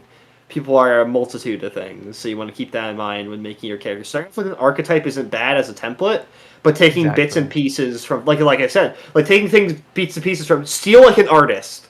Yes, I love that book Another so rule I fucking learned in art much. School, yeah, it's one prof told me in art school is like, what you do is you find 5 artists that you love, and then you steal something from all 5 so that becomes yours, Stealing is not plagiarism, guys. That's the thing. Stealing is not plagiarism. There's a difference between the two.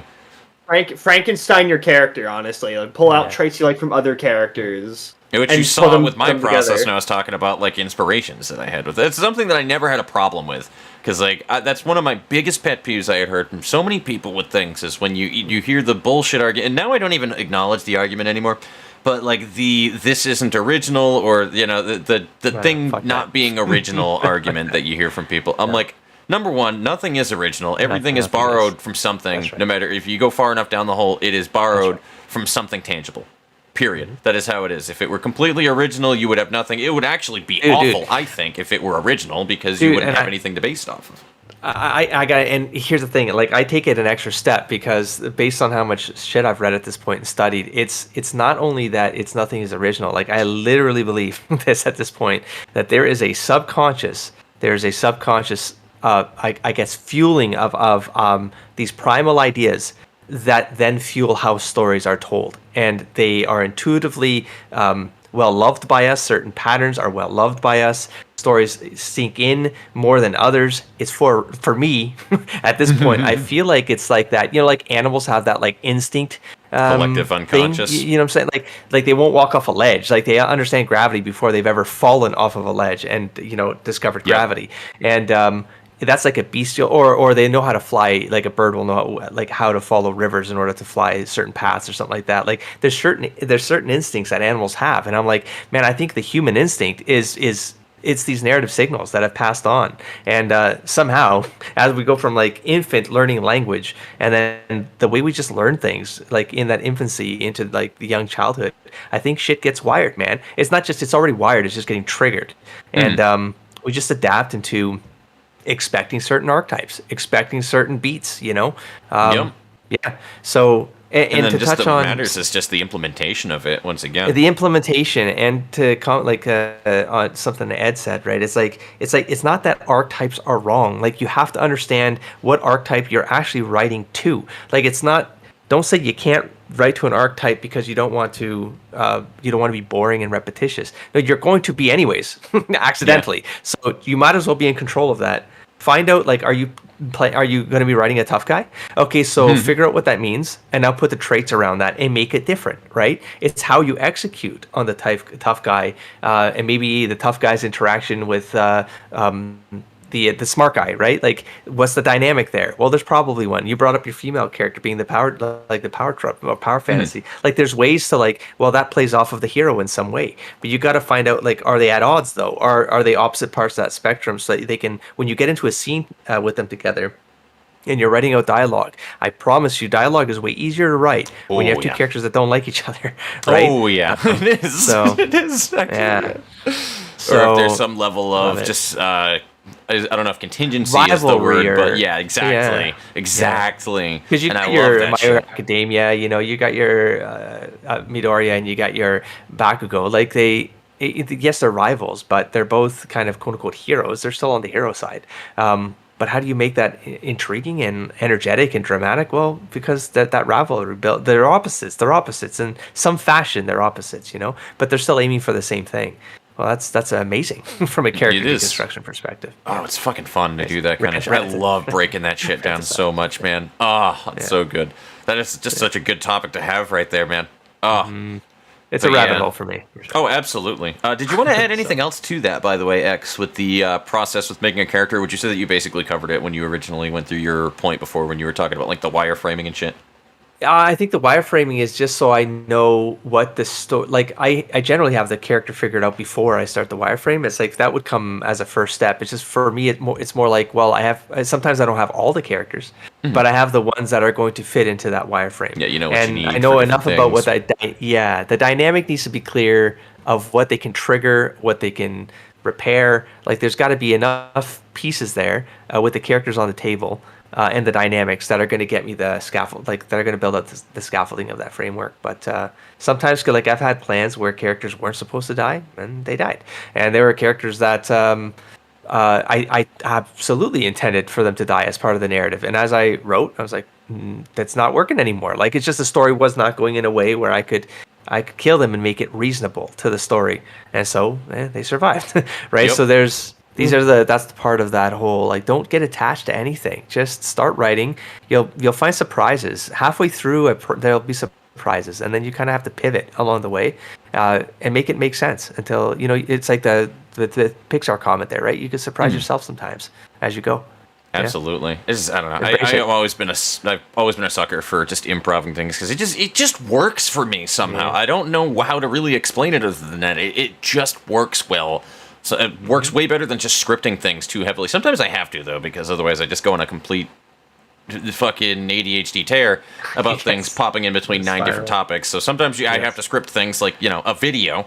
But other than that, like, I improv the shit out of everything all the time right there, though. But I do want to just go back into the character thing for that, though, because I didn't quite... I went into, like, how I came up with Into Eon originally with it, though. But I guess with characters very specifically... It's more of a, like, I just thought originally, all right, who do I need? Because I was designing everything after, like, a party, right, from Final Fantasy. So I was like, well, what do you have in an RPG? That would be a very basic thing, because that's supposed to mirror that and make fun of it. Well, you have your tank, your DPS, and your healer shit, right? Yeah, 6 people, so you need to have a tank and you need to have a healer in there. So I have a dedicated support character that is in there. And then I had a dedicated tank character. What are the personalities that you would imagine to go along with those kind of characters to kind of make fun of that thing? Well, the tank obviously wants to defend people, you know? Selfless, trying to get in front of people, trying to save the weak, and all that other. So he's obviously Soul the Paladin. The fucking glowing ball of energy and just trying to be a good dude, you know, all of that kind of stuff. Well, why would he wind up being that way? Okay, so and then you just start asking further questions about it. Why would he be like that? Well, maybe it is more of an insecurity thing where he had lost something a long time ago. So he's trying to make up for that by trying to make himself stronger, to be the bulwark that he can for what he has found in times of loss, which is a thing that wound up being part of his character in his past, where it was like, well, what if he was a character who was like a refugee from a fallen town from the antagonists, like the waves of the daemons are what they're called on it and whatnot, just evil shit, which are the enemies that they're in a war against. What if he was part of a city that was basically razed to the ground and was a refugee? I'm thinking refugi in my mind for some reason, thinking of American Dad. That's why I keep stumbling on that. But what if he was a refugee, right?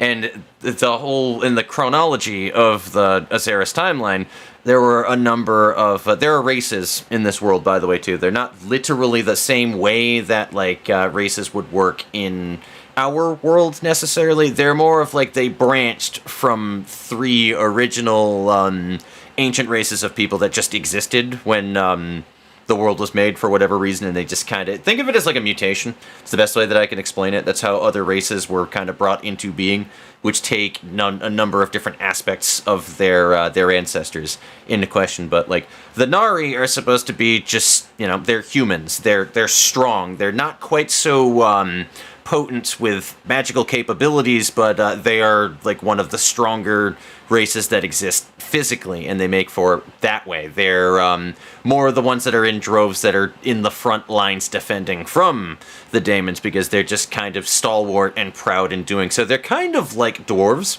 to be honest with you, with the way that their mentality is with things, but without more of the negative aspects of it. Like, they're genuinely like just trying to do what they can to be able to be the bulk of the people that are defending the remainder of the world from the demons and whatnot. So that's what his whole entire race is. And there are a number of these Nari that wound up getting moved out to what would be the elves of that modern day. You see where this is going.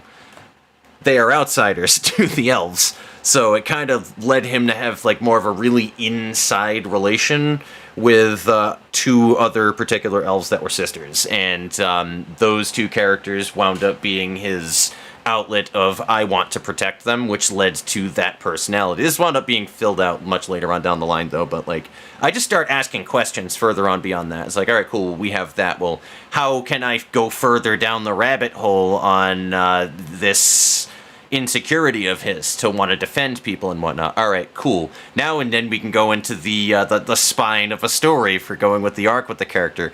How does this wind up being a thing that he copes with, or is like something that he overcomes in time? What is a thing that he can do later on that are big adversities that he can do where he actually does defend shit? And you know what I mean? And then how can the character find himself in doing so? So it just goes further along down the line, just asking more and more questions from that baseline that you establish from the beginning. And I think that's just a really straightforward, generalist way that I think anybody makes characters anyway, or anything artistically. At least brainstorms through them, right? Because you don't necessarily always write down all the ideas, but I'm sure if like you're driving somewhere, your brain starts going, you know? Yep. Yeah, I mean, I've caught myself just having like character dialogue conversations. And I have no paper, I have no pen, I've not my computer, right? But it's like, am I gonna remember this, right? And your hope is like, fuck, I know these guys, like these characters inside and out, that I'm gonna remember the spirit of this, you know? I know that's something triggered that debate, but yeah, when I was deep into some of the comic scripting I was doing, there was a point there, man, where I was dreaming like conversations. I was waking up and this lucid you kind of... that when you get into it, dude. You just start imagining this shit everywhere. Start thinking in the voices of the characters. You do get that deep into that's when the character really comes to life, though. Is when you can get that kind of stuff. It all starts in general, though, like with anything. And this is why I always tell people, it's like, try not to be too wide about the different things that you're thinking of. You still want to stay focused with it. think the big thing is anchor yourself with the points. And this is with anything creative. If you're building a game, for example, what do you want the game to do? Focus on that thing. One, maybe two things as your primary thing. My RPG that I'm working on is I wanted to do a very classic RPG that also is self-aware of it, is the whole entire point of it. It's like that's the general idea, so it's going to be very classic, but also not. And the ideology is to give the player freedom in what they're able to do in the game rather than establish any particular meta. So it has a really big cast, and there's a lot of different things that you can do. And while all the characters have like their niches and stuff that they can do, you usually have like 2, 3, maybe 4 different characters that can do a particular specific role. Just not all the roles that they can fulfill, if that makes sense. Like you have 3 or 4 different tanks, but they function differently. So that's the kind of thing I was thinking of with that game. And then just stick to those 2 things and have everything go back up to that when you add on more shit. And I think that's like the main thing that I always think of with character creation and just creation in general. Stick to the one thing. Why was Soul created as a character? You need a tank in the main party. How does anything that I wind up adding in bolster or add further depth into his character and why he is the way that he is? And then just add on to that shit. And the rest will just fucking come to you as you start adding on other things and with other characters and their interactions with them. Yeah. So I guess that's my way of going through it, to really put it in a TLDR. Mm-hmm. Yeah, I think I always think of, I forget the way, it's like, I think of like a 5-year-old child, right? It's like when you start doing something, you go, and then what happened? And then what happened? And then what happened? Exactly. And then you fall down a fucking rabbit hole. You take that because you want to know where that limit is. You want to know if there's a finality to it. Like what? Because you'll get to the core, and then you get to what a core principle that is actually at the source of it all. And that's you're like, okay, write that word or two words down, because that's the core principle that is actually going to decide every single then what happened rabbit hole that you're going to start next, right? Well.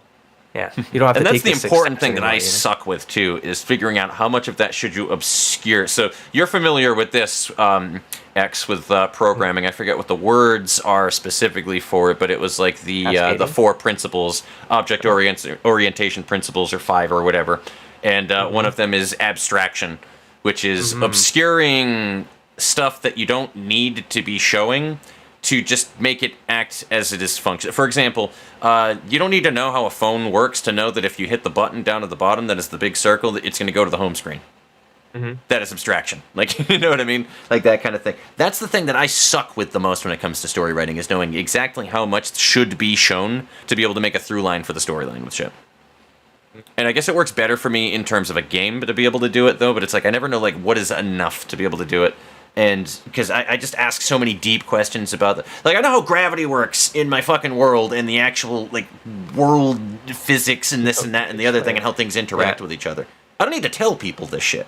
It can be a tooltip somewhere randomly in the game, but you know what I mean? Because I go that level of depth into things because I like that being a possibility.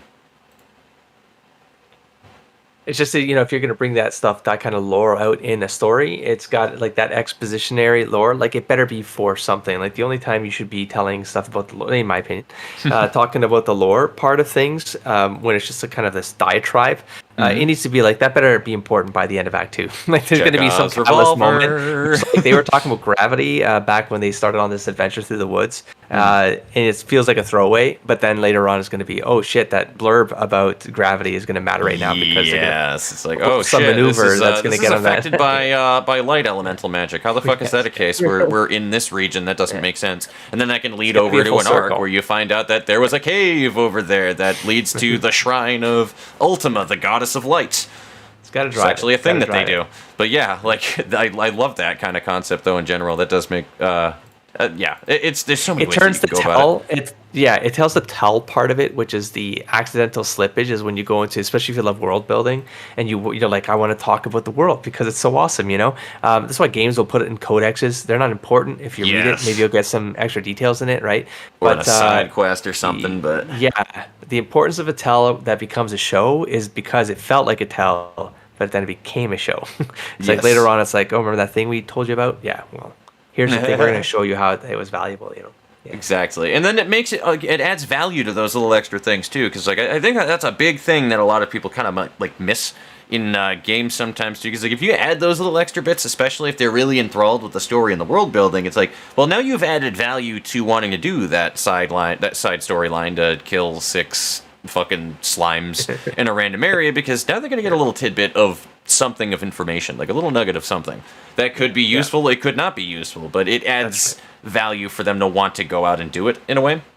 So it's interesting. There's so many ways, again, why I love game design so much in particular with things, because there's so many other aspects to storyline and just the flow of how things interact with each other. There's so many moving parts with what you can do with that. And I have been keeping up with what you've been texting there, who the goddess or god of dark, his name is Odin. It's really that shouldn't be a shock for any Final Fantasy player. Odin is the scion of darkness. Like gasp.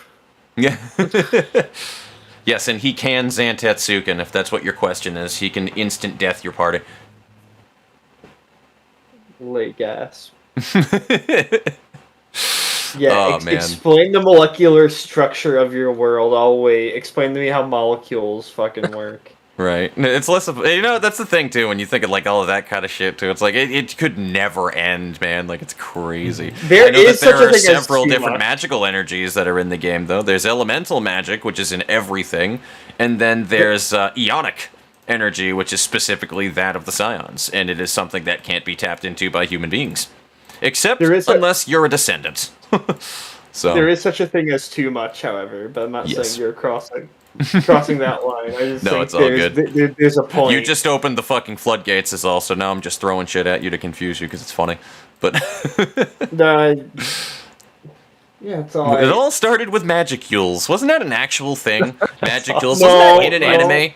What is that? Oh my god. No, I'm serious. I think Magicules was actually in an anime. I think it was. Oh my god, what was it? Didn't I say to make my abilities average in the next life? I think that actually was what it was called, the nanobots. It was Madoka Magica. Was it? No. No. Get out of here. No, I really think that it was called Magicules, were the nanobots, because that was how magic worked, by the way, in that universe, was tiny nanobots that you can't see. I shit you not. It's the midichlorians from the Star Wars. It literally is, dude. Like, it was so funny, because it was so random, and I was like, oh, alright. And the character is so fucking overpowered. She's like, the whole point of that show, and why I love how stupid it is, right? Because they're like, alright, make me average. Right? What that meant was they took the weakest thing in that RPG universe and the strongest thing and put her dead in the center. I'm searching. Which still put her infinitely more powerful than the average human. So she's literally still a god. I'm looking up Magicules right now. Look it up now. Oh, I can't. Tensai slime. Tensai. Oh, you were totally not Tensai slime. Okay. Oh yeah, no, you're right. That was fucking. I look up first thing that comes up. Rimuru kicks ass is what I like to call that show. Yeah, Tensai slime is where it's because it links me to the subreddit. Yeah, that time I was reincarnated as a slime, I think. But yeah. Okay, that's a manga. Magicules. So... Unless it is a different slime anime. No, it's a manga. It's not an anime. It's from a manga called Tensai slime. Okay, fucking love that though. That was a good show. I like that. It was there are problems, I'm sure, that you could, if I really were trying to look at the storyline of that time I was reincarnated by as a slime, but it's a fun show though. It is such a fun show. I have nothing else to really. Nothing else to add to that. We have gone through our list, and for the most part, although there was one thing, we still, the personality traits and a pro tag thing. That's really mostly about it. Yeah, we kind of circled around a little bit of that, or I mean, Ed kind of touched on it. I am curious though, what kind of pro tags do you guys like? Because that's always a fun thing to make fun of, is like the classic anime protagonist. It depends on the story you're trying to tell. Yeah, just completely. It's hard to say the set in stone, like, this is the attributes of a pro tag. It really depends on what kind of story you're telling. Which, honestly. Yeah, absolutely. Because I feel like there's definitely like tropes that they fall into for the most part with things like that, especially when you go into anime, because like every anime protag starts out weak as fuck, suddenly gets really powerful, and then they're the strongest fucking thing destroying God by the end of the show. But like more so than even that, on top of it, like they're almost always every time when in fucking beyond that, like I don't know. There's certain tropes again that just usually fall into that, especially especially anime. in Shogun. And like, I'm just getting into the manga, and because I want to deconstruct the Japanese storytelling to see how it fits into the narrative pattern framework. Yep. But it's, I mean, there's just slight differences, but they drive into the tropes a lot faster, is what I can say, right? At least in Shogun, I've only gotten into Shogun so far, but it's like when you got a hero character, you know, they're like you said, they'll be weak. They'll have some kind of a thing about their character that makes it a flaw, you know, and it's what it was too. Hold on, sorry, forgot about it. But constantly overcoming that sense flaw. of justice is what I was thinking. Yes, like that specifically. But it's almost wild and chaotic in anime, you know, like it's you just like the core of them is good, but it's like wrapped around, you know, a frantic individual that's like, you know, it's got chaotic ball of energy on the outside, but like means well, you know. But then it's like that unlocks those stages of superpower. Like they just become crazy near the end, you know? Absolutely. But even in that, I mean, the little I've read so far, though, what they do really well is that their weaknesses are the driving part of the story, not their power escalation. The power escalation is that the gratifying moment of when whatever obstacle gets defeated because of an unlock, like you leveled up, you know, as that character, and then that becomes that arc, right? That arc will end with some crazy reveal, but it's not all of it, right? But there's like this promise that can get crazier. There's a promise is there, and that's the cliffhanger, and then we're back to just like softening the arc and then building that tension back up, the drama, the risk factor, and then boom, there's that moment again where the catalyst has to go off and there's another level up. So I feel like that's a very consistent pattern in the stuff I've looked at so far. Oh, absolutely it is. And is it to say like it's boring and overused? I mean, that's the thing. Obviously, it's fucking not. It's like there's a reason why those ones are the most famous manga. Like there's a reason for these things, you know. People want that. It's kind of, you know, just enough about where it's going to go, right? But it's how does it go there? It's not, you know, what's going to happen. How does it happen? That's what we're in there for as an audience. And the more you say, I mean, it feels cookie cutter and feels boring, but it's not. It's like if you do it right, the storytelling will always win.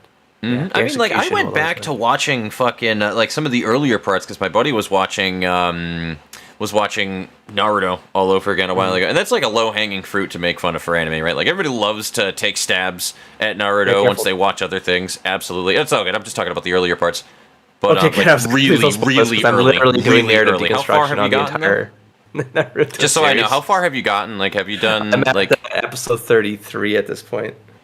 So what is the last thing that happens? Like, have you seen? I'm just gonna drop a name just to see if it's popped up before. If not, then oh well. But Zabuza.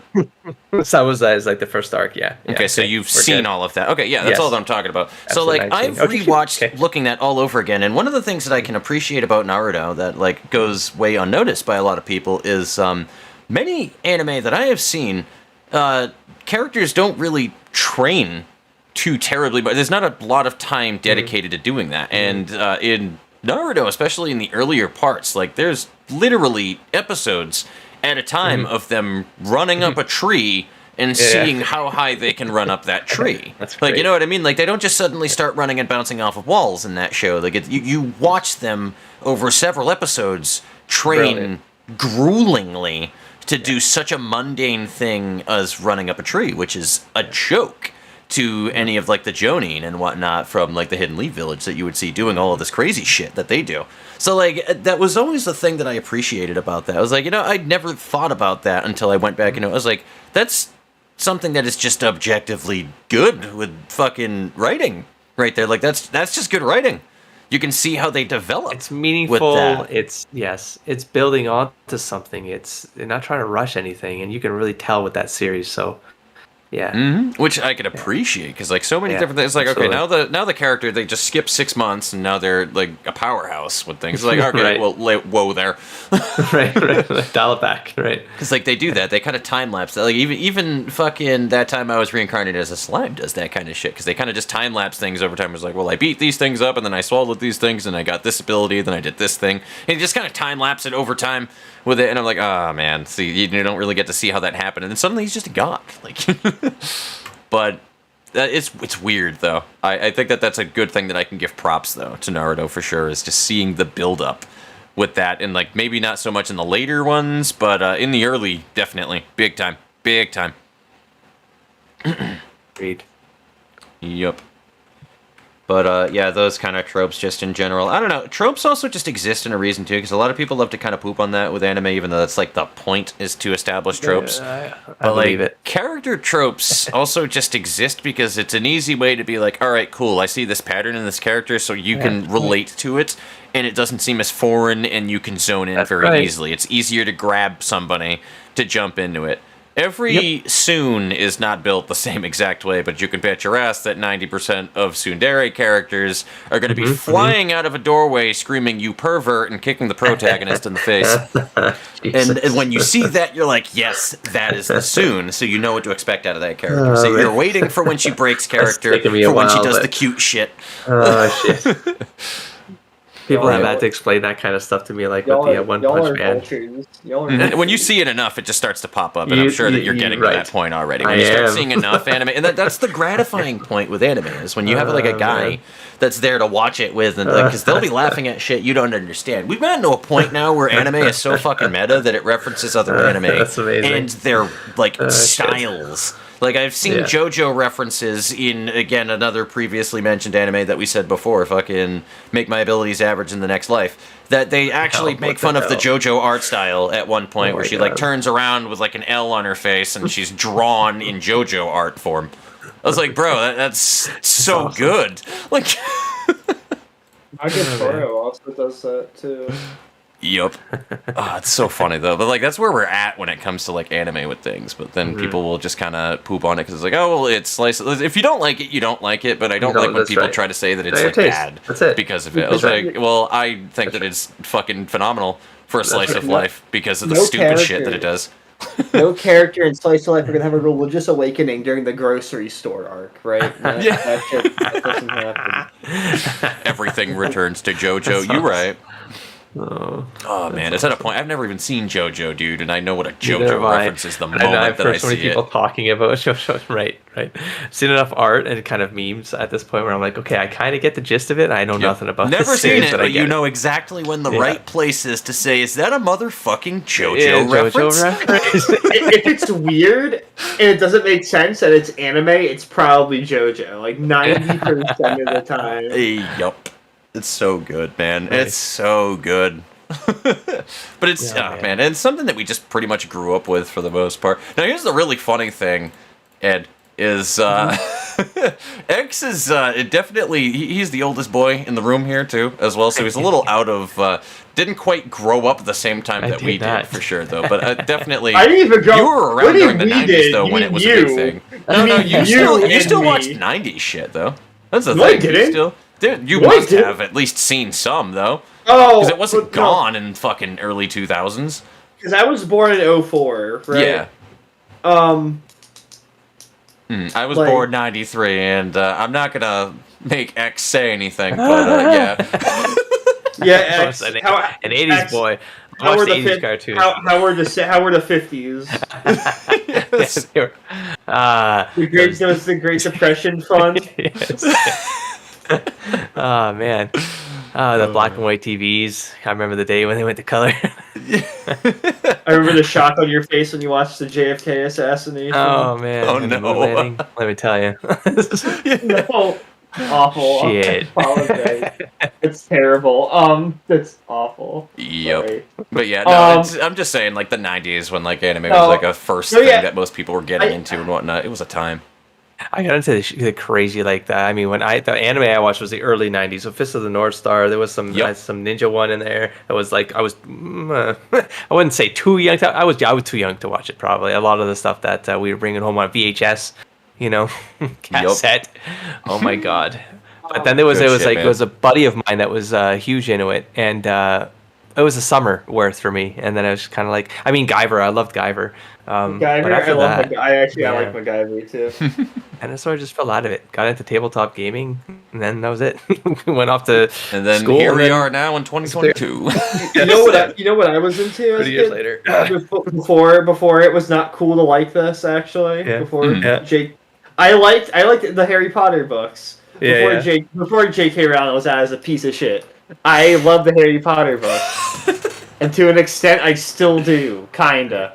Yeah, but I never got into them. I was with someone who loved them, and I still know people who love Harry Potter, even though you should read them. Just don't. I don't. Three. I forget where it was. Where I was like, fuck. Buy them from a thrift store. We get so many of those that go in through Savers constantly. Just buy them there. There you go.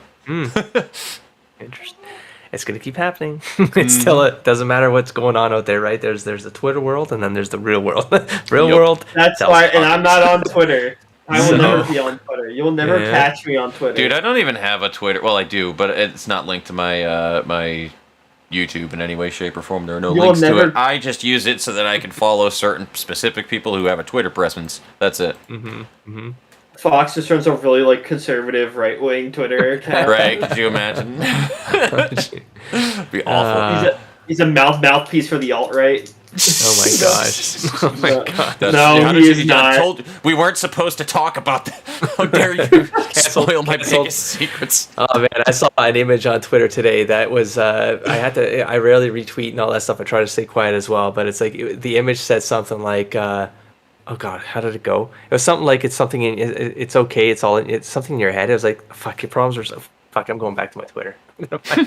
No, don't go on Twitter. Twitter is just going to hell, right? I need to know what I retweeted. I just can't wait until Twitter's just gone. Honestly, because we know that's happening to Facebook soon. So it'll happen. Well, Facebook is meta now. Yeah. And you can play VR in Facebook VR. Don't remind me about that, please. Do you know how upset that I was when I brought my fucking Quest home and then it was like, oh yeah, brought to you by Meta. I was like, no. Anyway, before we get too off track. Yep. Honestly, I think we've about wrapped up everything that we have here anyway. To be honest with you, so we can cut the podcast here. In all honesty, I think we pretty much cut all. I'll close the loop on that Twitter comment. It's you're creating problems in your head again. Stop that. And that's Twitter for me. That was the experience. It's like that's pretty much this whole environment. You're making yourself angry again. It's probably just in your head. Like this is not the real world. Yeah. Anyways, there you go. It do be like that though. That's a whole other rabbit hole in general with people. That it's just oh my god. I talk about this kind of stuff enough with my buddy Damon at work every day. So yep. But yeah, I think that about goes over our generalized story writing podcast right there. How'd you guys feel about it? How did you guys feel about this? Oh, good. Yeah. Hell good. yeah. I mean, derailing was bound to happen, and man, that's kind of part of what a podcast is, right? You just start talking about one thing, and then you just let the wave take you where I was expecting it fully, to be honest with you, and I am totally fine with it. Like I said, improv all the way, my friend. We can get into more specific topics in the future, and based off of things when we have like a list of parts and whatnot later. But that was just general story writing because we can always go more granular with this. I'm starting to use that phrase now. Thank you, Ed. Be prepared. Be prepared for the 8-hour Library of Ruin after school special. Hey, I am going to rip a fucking hole in that game so hard. Oh, I can't wait. The 8-hour Project Moon special. Yes, next time we talk about how strong the brown waste is, the strongest color fixer to ever exist. He will clean your pipes and clean your house. That was meant to be a murder joke. Oh my gosh. I've never played Library of Ruin. I'm intimidated to start your Let's Play. No, to start any of it. Don't do it. Play Lobotomy Corp and stop there. That's okay. The only way that I can say it is, do Lobotomy Corp and just don't pressure yourself to clear it, though, with the perfect ending.